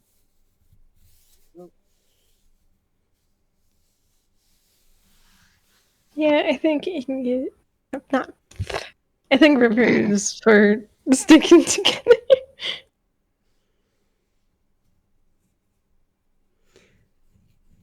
Wimdy's just kind of hanging in the back. He kind of nods in agreement. Alrighty. Hand out wiggle fingers to Wimdy.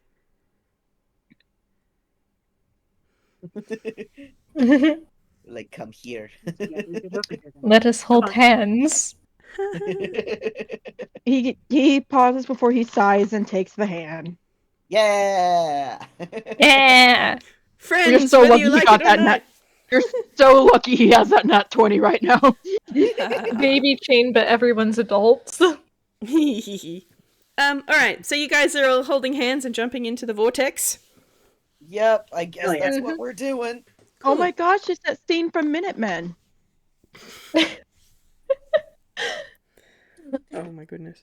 Alright, so you jump into the tornado, and like the last time you were here, it does sort of lift you up quite comfortably. And it places you on the, I'm going to say it's a landing, in front of the doors that lead to the Eyrie, which is where you first met Mistral. Oh. Can we hear anything? Is this where the arguing is happening? I am going to give this to all 4 of you, even with those 2 less than 10 rolls before. Yes. Yes, absolutely. You can hear something from the other side of that door. Briar and Igni, you can pick out 4 different voices.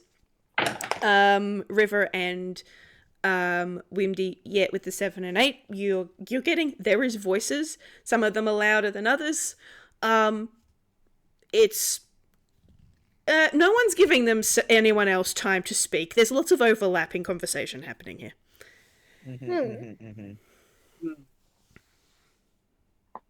I gotta roll. Igni would want to eavesdrop, but man, sounds chaotic.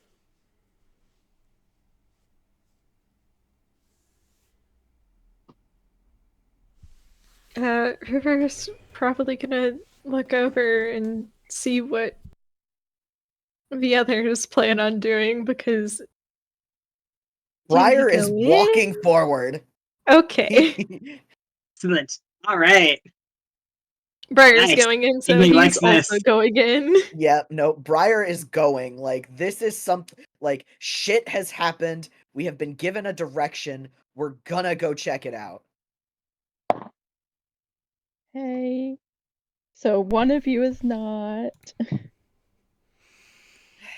Kick open the doors. Wimdy is staying behind, and Yeah. quite frankly, I think Briar doesn't, like... I don't think Briar realizes yet, like... Yeah, if Wendy's not announcing it yet, Igni's also very focused on Yeah, he's definitely not to get the announcing it, scoop. and Oh, good. Ooh. Oh, huh.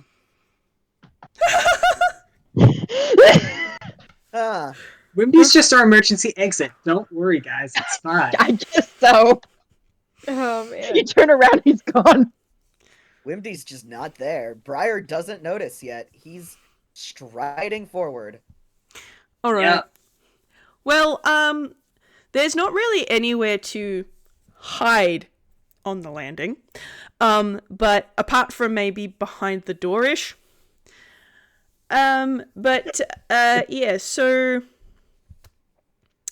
are you going to open the doors or kick them in, or how are you going to make your presence known?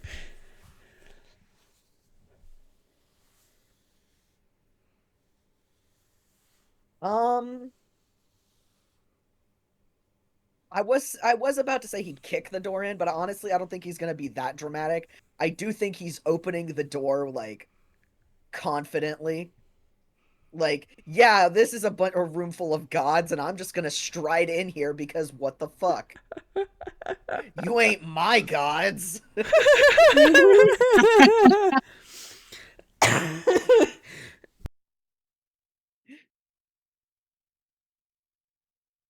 All right. What does he see when he throws the door open? All right, you throw the doors open, and much like the room downstairs, this room does look like it's sort of been repopulated a little bit in terms of furnishings. It kind of looks like it's been built like a study. There are bookcases, there's a desk. But the thing that becomes the most apparent, apart from all of that, is there are 4 individuals in this room. And I don't have good pictures of all of them. But I have good pictures of 2 of them. So the major amount of conflict is between these 2, actually. So there is a woman with ashy grey skin and dark red hair who is quite vehemently yelling at a gender unspecified individual wearing various shades of purple. And off to one side there is a much taller figure who's dressed in blues and is covered in furs.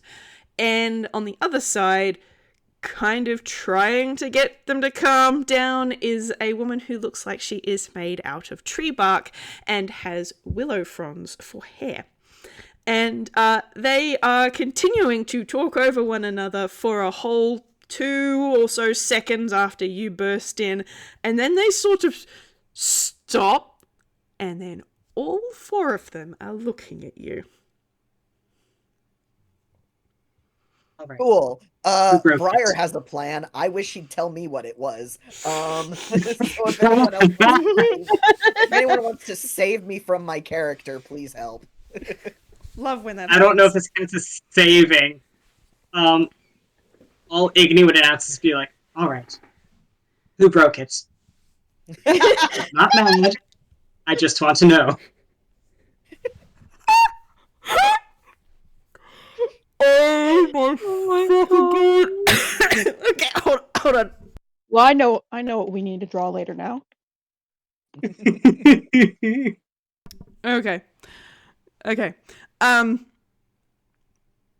Cool. So you guys have thrown the doors open, and Briar, Igni, and I assume River have strode in, and Wimdy is still on the landing, but out of sight. And goodness golly gosh. Alright, who broke it? And you can sort of feel the woman with the red hair puff up indignantly. It's like, I beg your pardon. Who are you, and why are you here accusing me? Well, we're the ones who solved your little kerfuffle last year,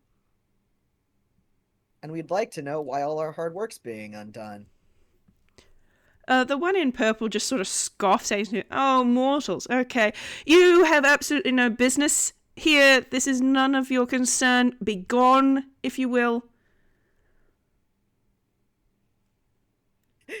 Well, Briar voice, my friendship bracelet says otherwise.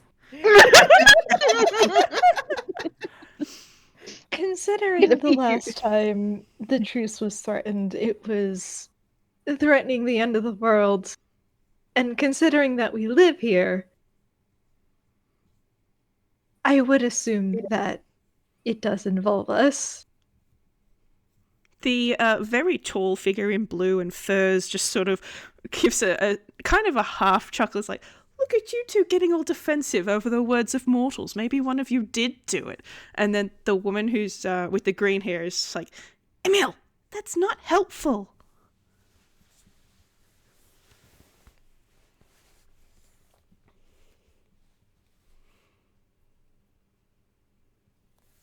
So what I'm understanding is none of you know what happened or why. The two who had been arguing kind of make some sort of indignant spluttery sort of noises, and I'm just going to use their names now. Laurel steps sort of around them, and she comes closer to where you guys are, and she's probably standing at about 10 feet tall, and she gives you an apologetic smile and says, I'm sorry, but we don't know what's happened. And we've been trying to figure that out, haven't we? And the other two just sort of fold their arms and they're like huff, petulant sulk kind of thing. And Emil rolls his eyes. So sorry you've come all this way. We'll figure it out. See, River that's a looks funny over thing. the rest of them, Yeah, what's River gonna say? just raises an eyebrow and looks back at Laurel. Somehow I doubt all of us getting strange artifacts was just a mere coincidence. She's gonna tilt her head to the side. Artifacts? And Briar's going to very carefully pull the bottle from his bag. Something about these being important to helping with the whole this. The other three gods are going to be looking over, and Zephyrim sort of stomps over, and they lean down and they look at that bottle, and then they snatch it from you. No, they fucking don't. Holy shit, okay. I don't know if I can beat a god, but I'm gonna frickin' try. I'm keen to see the numbers. What am I, is it gonna be a sleight of hand or a dex? I will let you use whatever you think is most appropriate. Cool, it's the same number no matter what, I guess. So... That's a dirty 20. Perfect. Yeah, so he's going to, they're going to try and snatch this from you, but you sort of jerk it out of the way just as their hand sort of comes down to grab it. Yep. And, they look annoyed at that.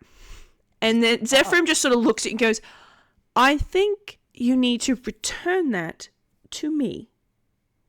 I think you need to tell me what this is and why it was given to me. Why it was given to you, I've got no idea, but quite frankly, it's mine anyway. Looks like one of the things that was stolen from the tower last year. Stolen by who? If I knew that, I would have dealt with them already. Oh, they are. He doesn't say it out loud, but Briar's internal monologue is, man, what kind of god is this? Is He is so not impressed. This is not his god. He is not a Vanquil. Minardi is going to just sort of huff a little bit. It's not like you're unique in having things stolen from you, Zephrem. We all lost all of our stuff, so getting one little bottle back's not going to do you any good, is it? And they just sort of look over their shoulder. It's the point of the thing. I'd like my things back. I think River We don't might like be a lot starting of to things. make a connection. Oh. River brain cell. River brain cell. Come on, use the one brain cell. Come on, River. Specifically, there was last year they had an encounter with someone, didn't they? They did. Sure did. I did. Mm-hmm. So I think as the two brain cells connect, he's just, do you think it could have something to do with that weird black-haired person? I don't see why not. Probably. Probably did. Emil is going to come over now. He is tall. He is very tall. Like, you're talking 15-foot tall here. And he's stocky. He is ripped. And Hell yeah. he crouches Oh, yeah. down a little bit because y'all are so short compared to him. And he just goes, I'm sorry, little one, black-haired person. The one who was causing all of the trouble with the whole truce. The reason we had to do all of this. Who corrupted your familiars? There is a distinct ... sort of moment from all four of them. And Is Last year. Did you not know? well, I was sort of recovering from some grievous harm last year, but Yes, you're fine. You're fine, darling. Did you not know?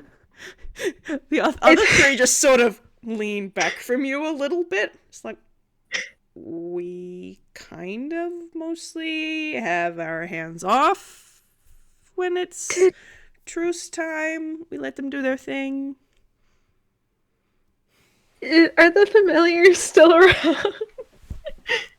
They are not visibly present. With But the they're with, in the bracelets, I the- assume. well, you didn't see them come through the teleportation token with you. They weren't there when you landed at the base of the tower. But due to the nature of how you interact with them, you could probably summon them if you wanted. I think River's probably just gonna hold up the friendship bracelet in front of his face and squint at it. It's just, do you not tell them? You kind of get a Rocio doesn't respond like by coming out of your bracelet, but you kind of hear a kind of a kind of noise. That is fair. They do seem rather hard to deal with. Zephrem is now pinching the bridge of their nose, and Minardi looks really pissed off, and Emil has just sort of got his hand on his head. It's like, right, great, okay, that's what happened. That's why all of the furniture went missing, because they weren't actually able to protect the tower. Cool, that makes sense. That's why No. we're here now again. We had to come fix the towers. Now apparently we have to fix Sky. And Laurel's gonna pipe up a little bit and just step a little closer. That's the problem. None of us know where he is. Do you know what happened? And she shakes her head a little bit. No. None of us can go and check either. If you can't, can we? Can they? And she sort of just turns and looks at the other three. And Minardi is not engaging with the conversation anymore. She is trying not to just completely lose her temper. Emil has gone from, oh my fucking god, to, whereas Zephyr is just sort of glaring at you all. And Emil just goes, can they? Can they? I mean, we were already at the tower. We saw what became of it. It's not so much the tower is the problem. The tower is, there's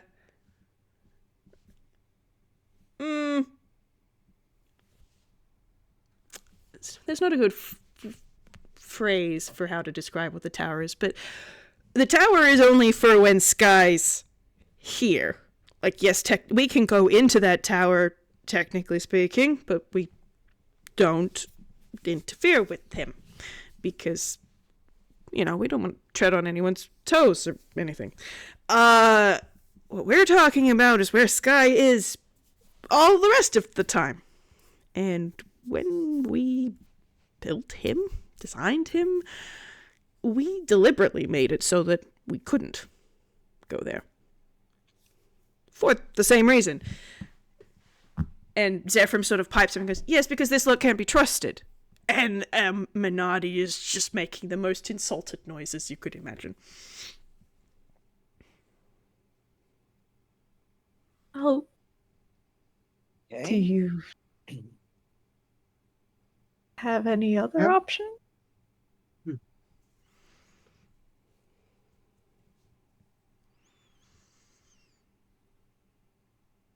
I don't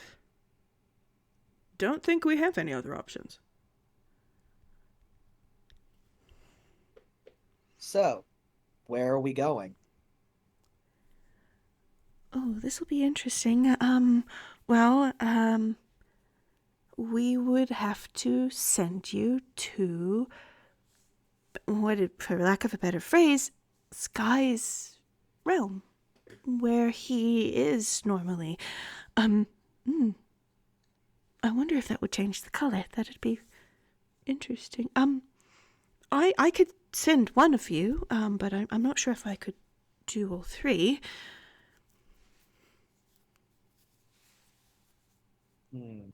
3? 3. There should be 4. They all look around simultaneously, and there's just like the blinking outline where Wimdy should be. Yeah. Ding, ding, ding, ding. Oh my god, we lost Wimdy.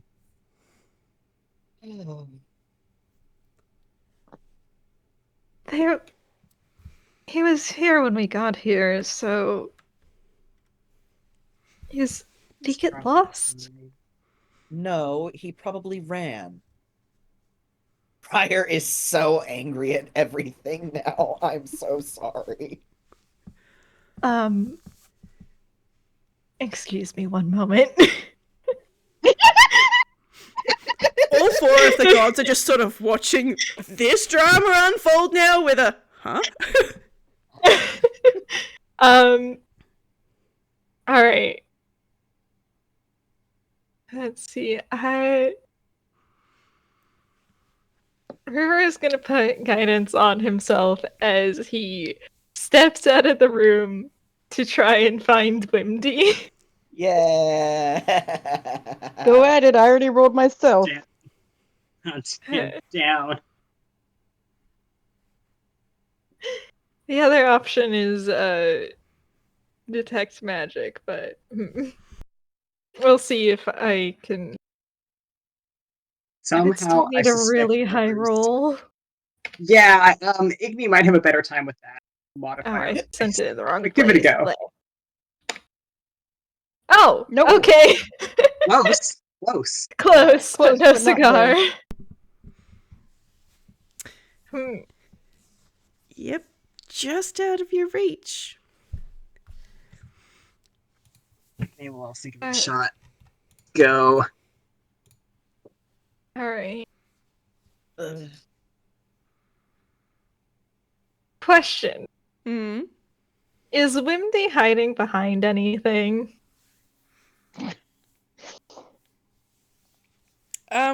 Well, I mean, that is partially up to Spec, but also there's not a whole lot on the landing, so. I'm thinking because, on one hand, Wimdy, I need Wimdy to have heard this because I don't need us all to re-explain this to Wimdy. Mm-hmm. On the other hand, Wimdy's reaction would have just been, nope, nope, nope, and just ran down the stairs and left. So I've got to find a nice in between where you can hear them, but he ran. Yeah, because you see, if Wimdy is hiding behind something, River has a feature that lets him see through walls and What? objects. It's to a range of 30 feet. Amazing. Well, for the sake of this, we'll say that he managed to find one of the few hiding spaces there were. River activates X-ray vision. Yeah. Scanning. Scanning. Alright. If you're going to be that way.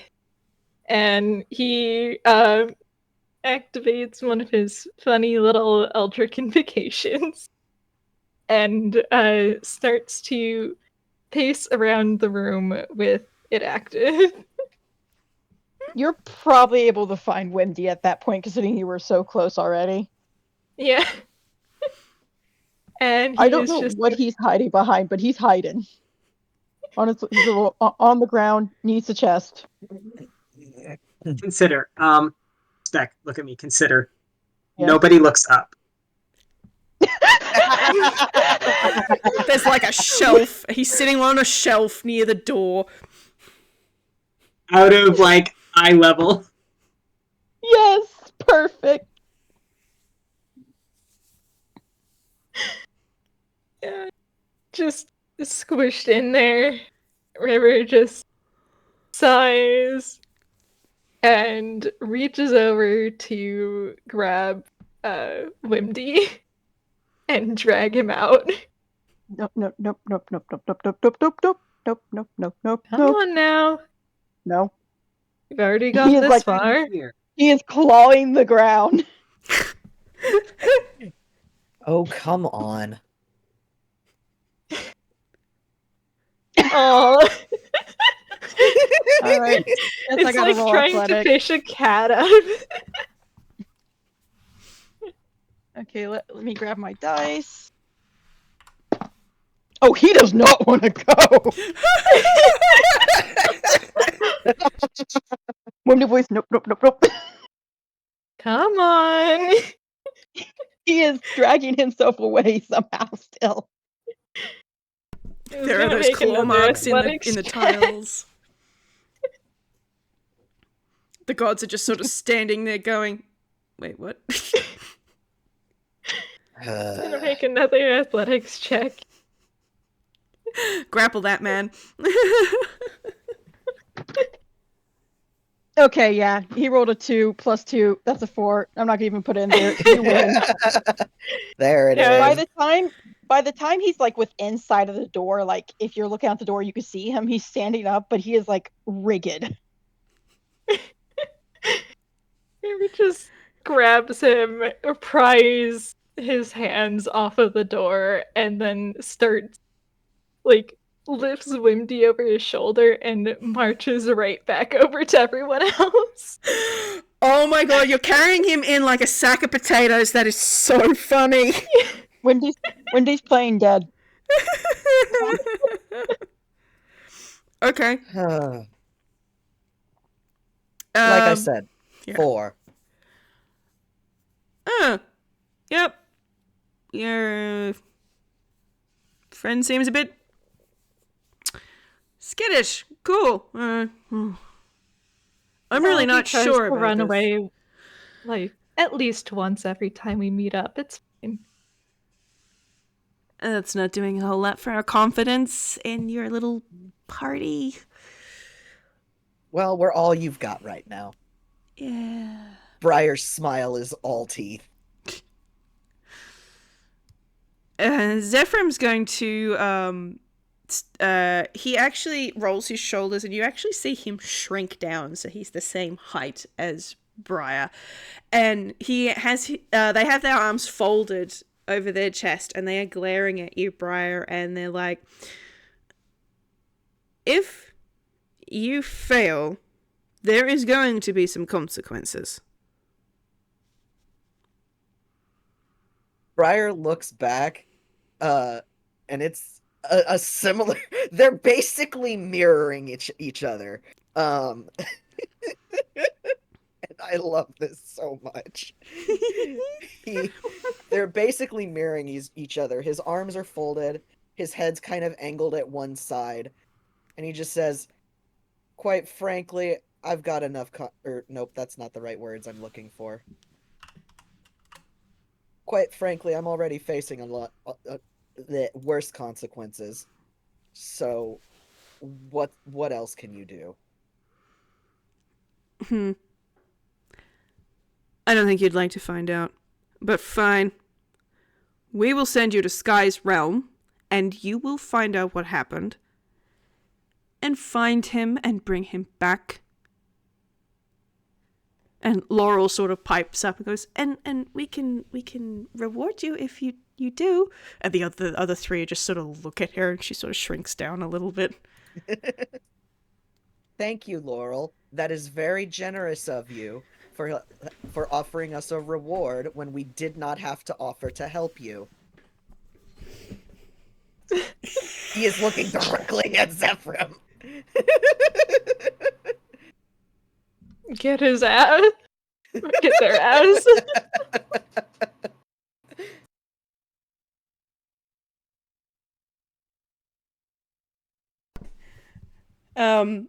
Zephram is so unimpressed with you, but like Briar is equally unimpressed. this is amazing. Okay. Minardi and Laurel and Emil all sort of shrink down to your heights as well.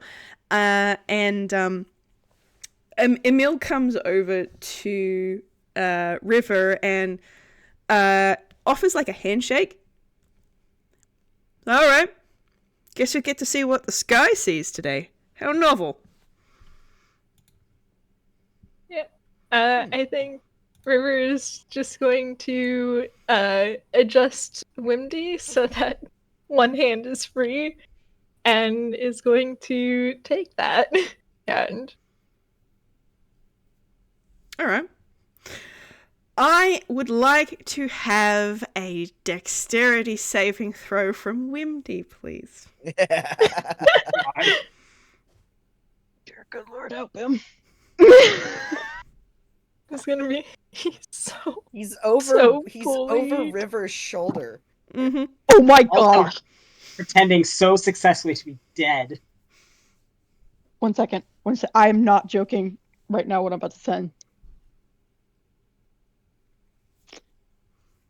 Okay.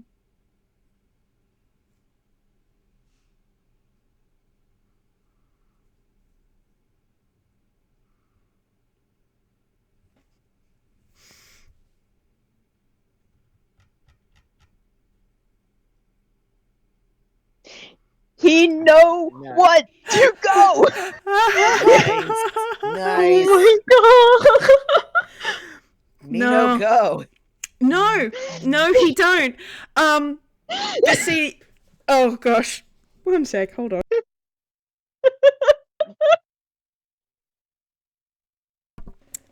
Of all the things to get to that 20 on. Nope, this is great. Because that dexterity saving throw was not to avoid being shooped away. That dexterity saving throw was to avoid landing on your face as River dissipates from underneath you.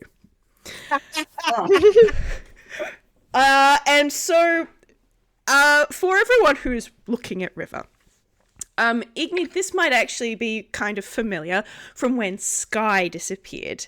But as River shakes Emil's hand, River dissipates into purplish blue cloud and disappears. With a natural 20, Wimdy, you feel yourself falling and immediately pivot in the air to land on your feet. Perfectly. You are no longer appearing to be dead, though. Cat behavior. Cat behavior, exactly. But yeah, you no longer appear to be dead because you are standing perfectly upright. Mm-hmm. He is gonna instantly get on his knees and start bowing. You have a Aw. cleric here. Yeah. Why did you play dead? I don't he's think got his that's reasons. saving you. Oh dear. Zephyr is completely ignoring Wimdy and is reluctantly offering a hand to Briar. Briar's gonna take it, and I'm imagining both of them are doing that thing that guys will sometimes do, where they shake hands and they're trying to crush each other's hands. Roll me a strength, just for shits and giggles. All right, cool. That holy Oh, shit, no. Briar. You really are not impressed. Okay. I don't like that we're bringing all the good rolls out now. Yeah, I'm waiting for this to bite me. Amazing. Okay, a dirty 20. Okay. So, you and Zephyr really don't like one another, which is kind of hilarious. And as you both kind of, like, there's no handshake. This is literally just handshake, grip. But Grip. with a dirty 20, you don't feel as though Zephyr is actually crushing your hand, nor do you feel as though they are being crushed either. You almost feel like you're kind of evenly matched at this point. And just like River disappeared, so does Briar. Minardi is going to go next, and she comes up to Igni and is sort of leaning in very, very close to her and sort of squinting. Igni stares right back. I feel like I know you from somewhere. I get that a lot.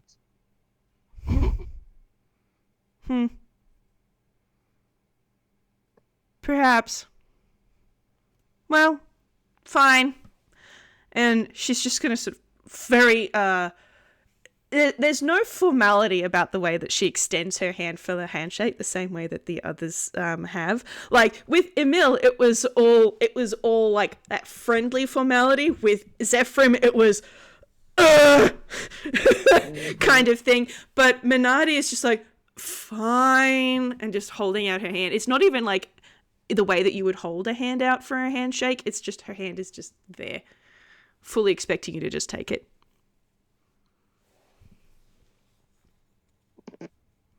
Well, that means Igni's just gonna lay her hand on top. Bap. Oh my gosh, perfect. Cool. Yep. That's enough. It doesn't have to be a full handshake, apparently. And, yeah, you dissipate into red mist. Wimdy, that just leaves you. And you are bowing. And you can kind of feel one of the gods sort of crouch down next to you. And you can just hear her say, "Are you going with your friends?" Let me grab my dice. Let me grab my dice.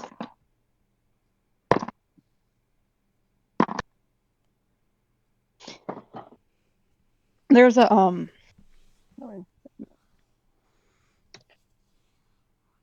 there's a moment as he kind of like just stays there before just a small nod. And she'll nod, and then you can feel her reach a hand out and just gently tap it on your shoulder. Good luck.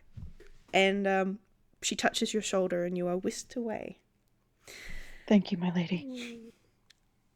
I'm gonna get everybody to please roll me a perception. Oh boy. Oh boy. Yeah, Yo? that checked out. Yep, there it is. I knew it was a matter of time. It's my turn for the nat 20. Nice. Mom said it's my turn on the nat 20. It's Briar's turn for a 5. All Who right. says it's my turn?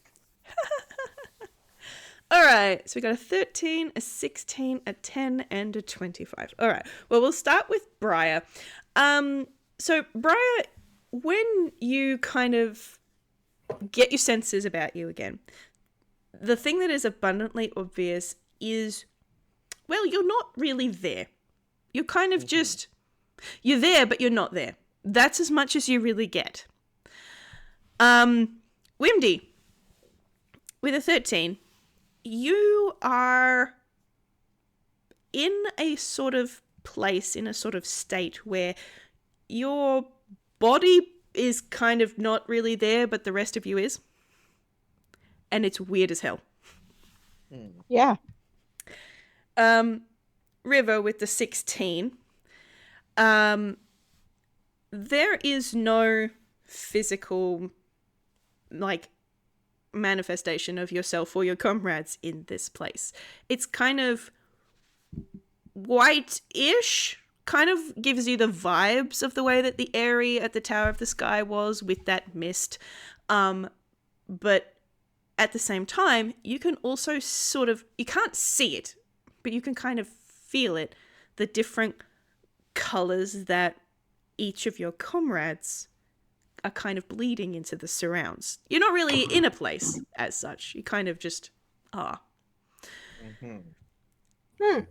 Igni, with a natural 20. This is how Sky views the world. You can kind of feel the others nearby you more than you can see them or hear them, but you can feel that they're there. And you can sort of see down. You can also sort of see up. Up is stars and stuff, but down is Ankwell. You are looking directly down over the Autumn Tower from exact, like, as if you were looking at a Dungeons and Dragons map that is completely straight up and down. It's just sort of centered on that place. And as you gets to your peripheries, it kind of fades out. But it's also hard to focus on any particular thing. Like, you can absolutely go, oh, yep, there's the tower, but you can't focus on it. It's like you're wearing glasses that are the wrong kinds, and your eyes are like, focus for a second, but as soon as you, like, stop focusing, like, mentally trying to pay attention to seeing that particular thing, it kind of becomes indistinct. And, like, you can't really move, you can't feel your arms or your legs or anything. You don't really feel like you have a body. But you're still there, you're still whole. And you can feel that your friends are nearby, they're still there, they're still whole, but are in much the same state.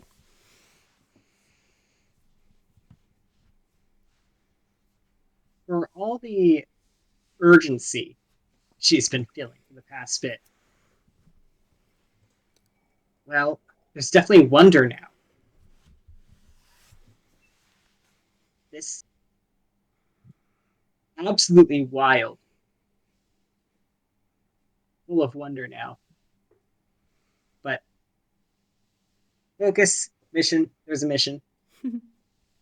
Sight as a sense isn't so much useful here, but I assume if she tries to call out to the others, that doesn't really work.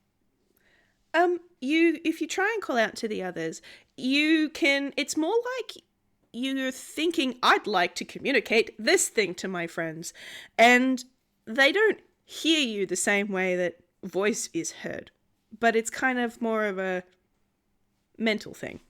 Similar to how when a skua speaks to you, it's more telepathy than anything else.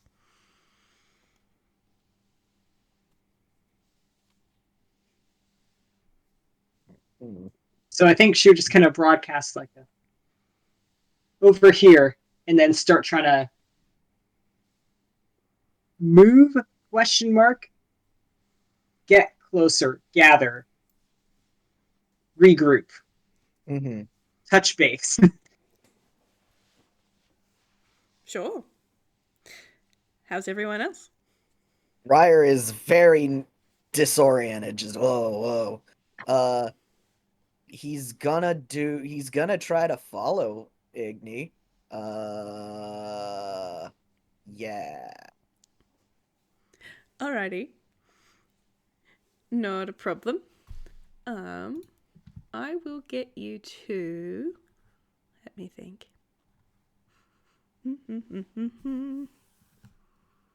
No, actually, you can do that. Like, you can sort of feel where Igni is now. She starts calling out, and it's not so much that you move; it's more that your attention kind of just slides over that way, Mhm. and then you can sort of feel her sort of close next to you.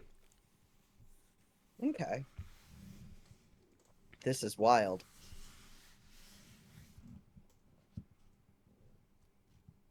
It's kind of somewhere Yeah. between an Also- anti-gravity complete weightlessness kind of situation mixed with an out-of-body experience.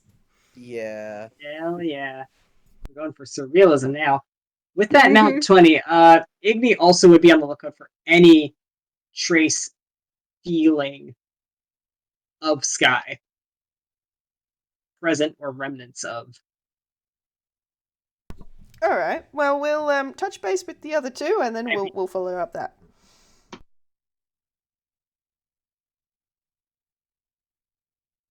How are River and Wimdy dealing with this situation? Wendy will just go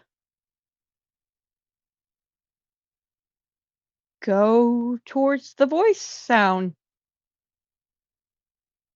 He's Yeah. magically breaking. Yeah, I think River's consciousness is also gonna go towards that noise. Okay. So you sort of it's I'm going to just use the word slide because I think that makes the most amount of sense. You slide sort of closer, and then you can feel that you're all sort of huddled together. You don't really have mass, and the edges of where your consciousness start and finish is kind of blurry. So you don't think personal space is really going to be a thing, but you kind of feel that you're all nearby. This is weird. It is very weird. That's all he's got is just this is weird.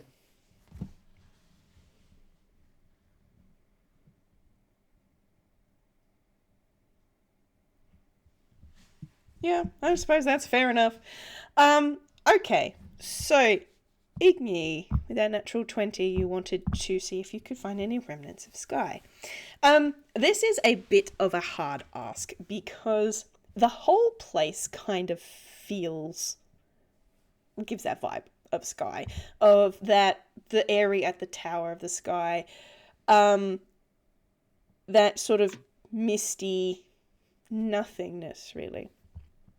I am going to get you guys to actually do me a collective arcana. Oh boy. Alright. Okay. Igni. Igni? Igni? Hello? That's either very good or very bad. What's your plus to Arcana? I swear, if it's being, I'm betting right now it's another nat 20.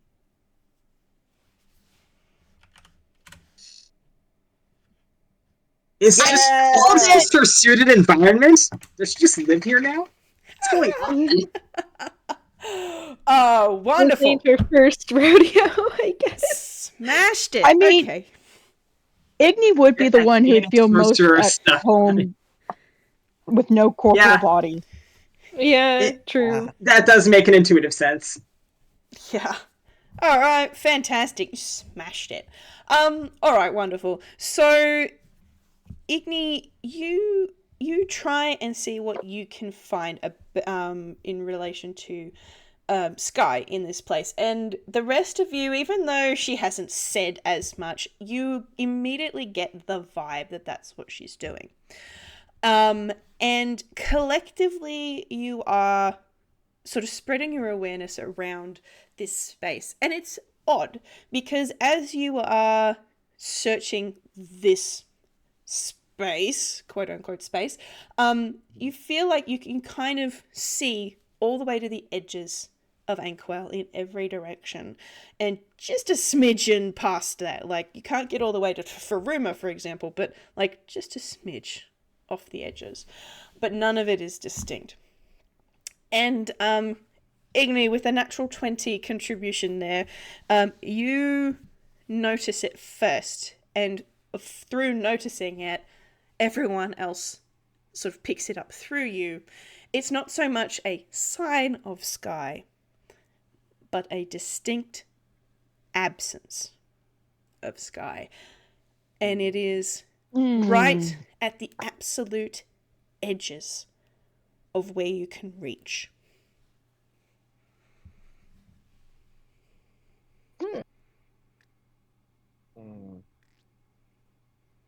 So,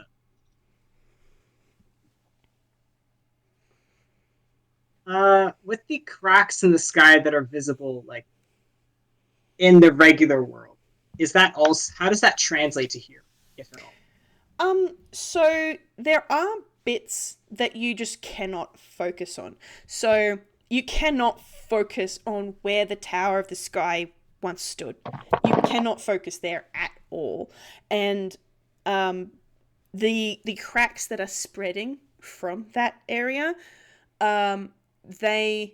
you just can't focus there, even though you know exactly, like, you've honed in, like, yep, here's the valley, here's the river, but that epicenter where the tower was, you just can't see it. It's almost like it is completely blurred out. But the cracks themselves aren't where the absence is. The absence is right at the absolute edge. Like, you physically can't get your awareness any further past the borders of Anquel in that direction. And it's this kind of just, if Sky was neutral, this is empty. It's more of a void. It's like, it's not cold, it's not hot, it's nothingness. Right at the very edges of the periphery. You would target everyone's attention towards that, and then, well, not that space is much of a concept here, but quote unquote slide towards it to get a better focus on it. Sure. Alright. What is everybody's vibe about that? I know hexes just have to step away, so we'll just get a brief, how's people's feeling?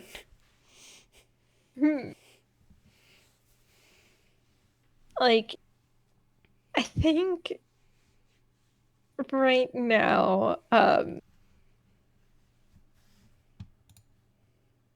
River probably is a bit out of it, to say. I think, it's very hard to focus when you don't have a body, and you're already someone who does not have a lot of focus in you. Exactly a place meant for mortals, let's be real. Yeah. So he's kind of just going along with it.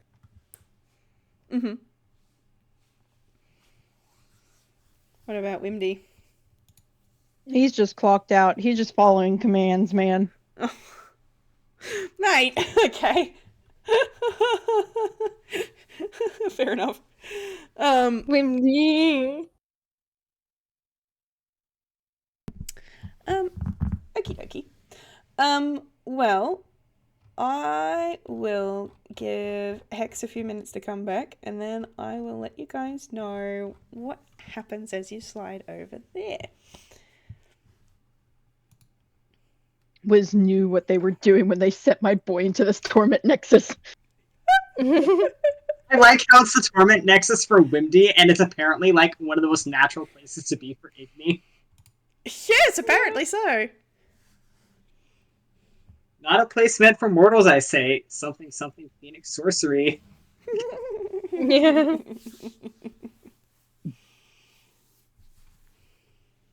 Amazing. I don't mind that Wendy's too clocked out because A, it's in character. B, it means I can cross stitch, which means I can listen to the lore more. When I'm not focused on Shake that Wendy I'm panicking. knitting. Okay, So, Welcome back. Welcome back. I'm back. Yeah. Yeah. I Welcome think back. River's mind is also a little bit elsewhere because, like, he does want to ask Wimdy about something if I'm remembering the party's knowledge correctly.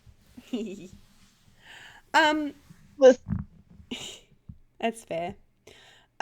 Before I get you guys all the way to that nothingness at the edges, I will allow you all one area in Ankwell to have a look at. Given your ability to look visually straight down from the sky's perspective at anywhere in Ankwell, I will allow you one sticky beak at one particular part of your choice. Does it? Do we have to know a location, or can we look at a person? You have to know a location. Damn it. Okay. Can't wrap Briar's plot up that easy, can we?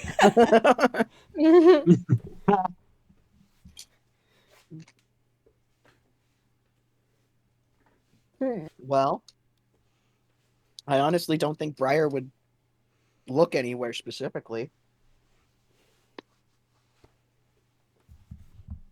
Anyone else? we already know we can't look at the Sky Tower. Locations that have been relevant to this campaign. Lost wages, clearly. At least slightly kid. There's the other tower locations. Mm-hmm. Yeah. The other That is tower true. locations. Yeah, we can do that. Anything else? Wendy's too clocked out to have wants. Fair enough. Jesus. Oh, Windy. River, anywhere they want to look at? Hmm.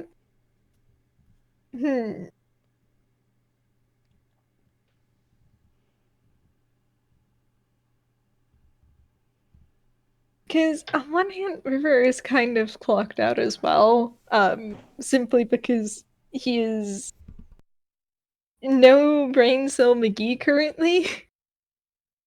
And also because I think the place that I had in mind is not something I have enough written down yet on.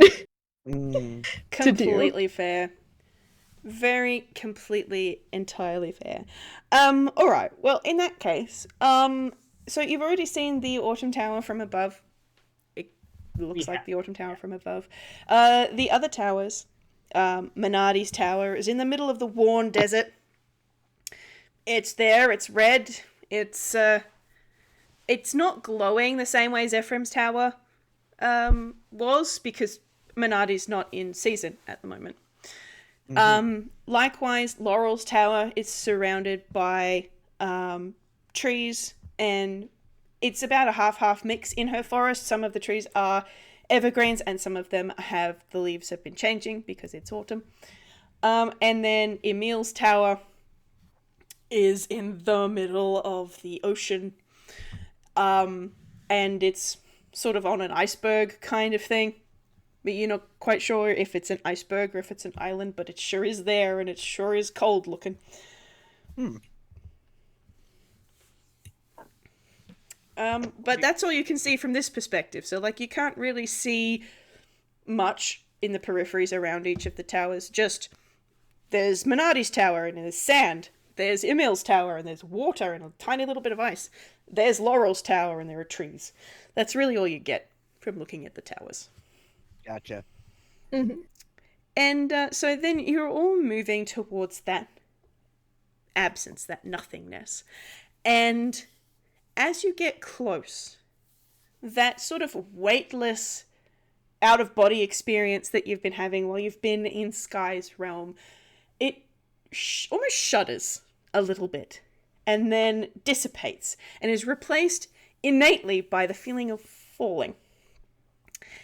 And a second later, your senses kind of come back to you. You are literally falling out of the sky. Uh-oh. Well, this is a Oh. great campaign start.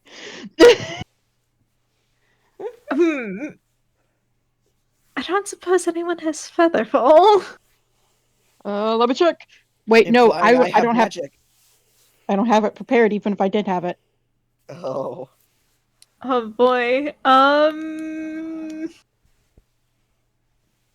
Also don't got that. And quite frankly, Igni's more disoriented for having been yeeted out of the sky than she was in there. Oh, dear, oh dear. Okay, not a problem. I will get everybody to roll me an intelligence check, please. Oh boy. Cool. Oh, you want me Everyone's to roll good an at this. intelligence check? Oh, this party? No Okay, intelligence. that River. actually wasn't too bad. Jesus, Igni, what? Nope. There's my bad What's rolls. going on? It's Igni's time, apparently. Apparently. My time. Time. Dirty 20. shine. Briar's just like, oh fuck. Yep, that's... Igni's clocked the fuck in. Yeah. Briar, this probably doesn't occur to you as an option until well after the other three have done it. Igni, you get this first with a dirty 20. Your connection with the familiars of the four gods allows you to summon them to your side at any point, and one of the features is that they can turn into a little dragon. Oh, right. Oh, ayo. Yep. So they might be able to help prevent you from splattering across the landscape. Rescue it to me. Oh dear. Askew will appear out of your friendship bracelet. She still looks kind of tired from the whole teleportation token thing, but she falls initially and then starts flapping her wings and is just looking around going, oh. And when she changes into her draconic form, it's not as big as the dragon that you guys initially encountered, but it's the same. She looks the same. It's the same shape. So she has transformed, and then it just sort of flies under Igni, and then like lets Igni land on her back a little bit. So it's just there's a sort of like, I'm gonna say like riding a pony kind of scale here. So you've been Hell caught by a pony-sized dragon and are now no longer plummeting. River, this occurs to you slightly after, but because you all got a 10 or higher, eventually it does occur to all of you. Yeah. It probably helps after we see Igni do it. Yeah. I'm going to say maybe that Briar was falling faster, and so there was a lot of, oh no, oh no, oh no, oh no, and then sort of spins God. in the air and looks at the other three, is like, oh yeah, of course, fuck. But eventually you are all on the backs of your dragon familiars, and they fly you down and land directly on the ground from where you were falling. And the ground that you land on is barren. It's not sand like a desert, but it is barren. It's just dirt, hard compacted dirt that likely hasn't seen rain in a long time. And I will get you guys to roll me a perception, and after I've given you the description of what you see, we'll call it for the day. Right. Oh boy. And Igni cap it off. Pretty Briar. good. Briar. Oh boy. Briar. Well. Igni's in element. Apparently so. Wow. Briar okay. is still freaked out. He does not like heights, apparently. Apparently. All right. 8. Illinois Yes. aren't supposed to be in the air. Oh dear. All right. Yes. 8. Yep. This dirt, it's barren, but it is solid. It is not moving, and you are no longer falling. Yay! Yay. Yay! River and Wimdy with matching 11s. Yeah, you look around a little bit, and yes, it is barren. But like I said, it's not desert barren. It's not meant to be barren. It's, as you're looking around, you can see like hills and little dips for small valleys and like paths that are sort of there, but it's all just dirt and dead trees. There's not really much here. Igni, you are looking at this place and you can see remnants of farms. You can see it's not scorching hot sun. Like, it's not hot. It's just kind of sunny and clear. But there's no water to speak of, in a different vibe to, say, the Worn Desert or dust. It's just dry and it's uncomfortable. And in the distance, you can see a small collection of buildings built into the side of a cliff. Igni knows deserts. This is not a fucking desert. Mm-hmm. Wow. And with that, I am going to leave you the title card and title of the campaign. Oh boy. And with that, Oh boy. we'll reconvene at a later date. Oh boy. Yay. Oh boy. Boy Sky. Oh. Oh boy. Oh boy. Cool. Oh boy. Cool. Great. Cool. Cool. So thank you for today, guys. I hope you've had fun. We did. We did. Yep. And Oh, it's personal now. Yeah. and we will have to chat about when we want to do the next part at a later date. But this has been great. Thank you very much. Thank you, everyone in the YouTubes, for listening. Everybody say bye. Bye. Bye.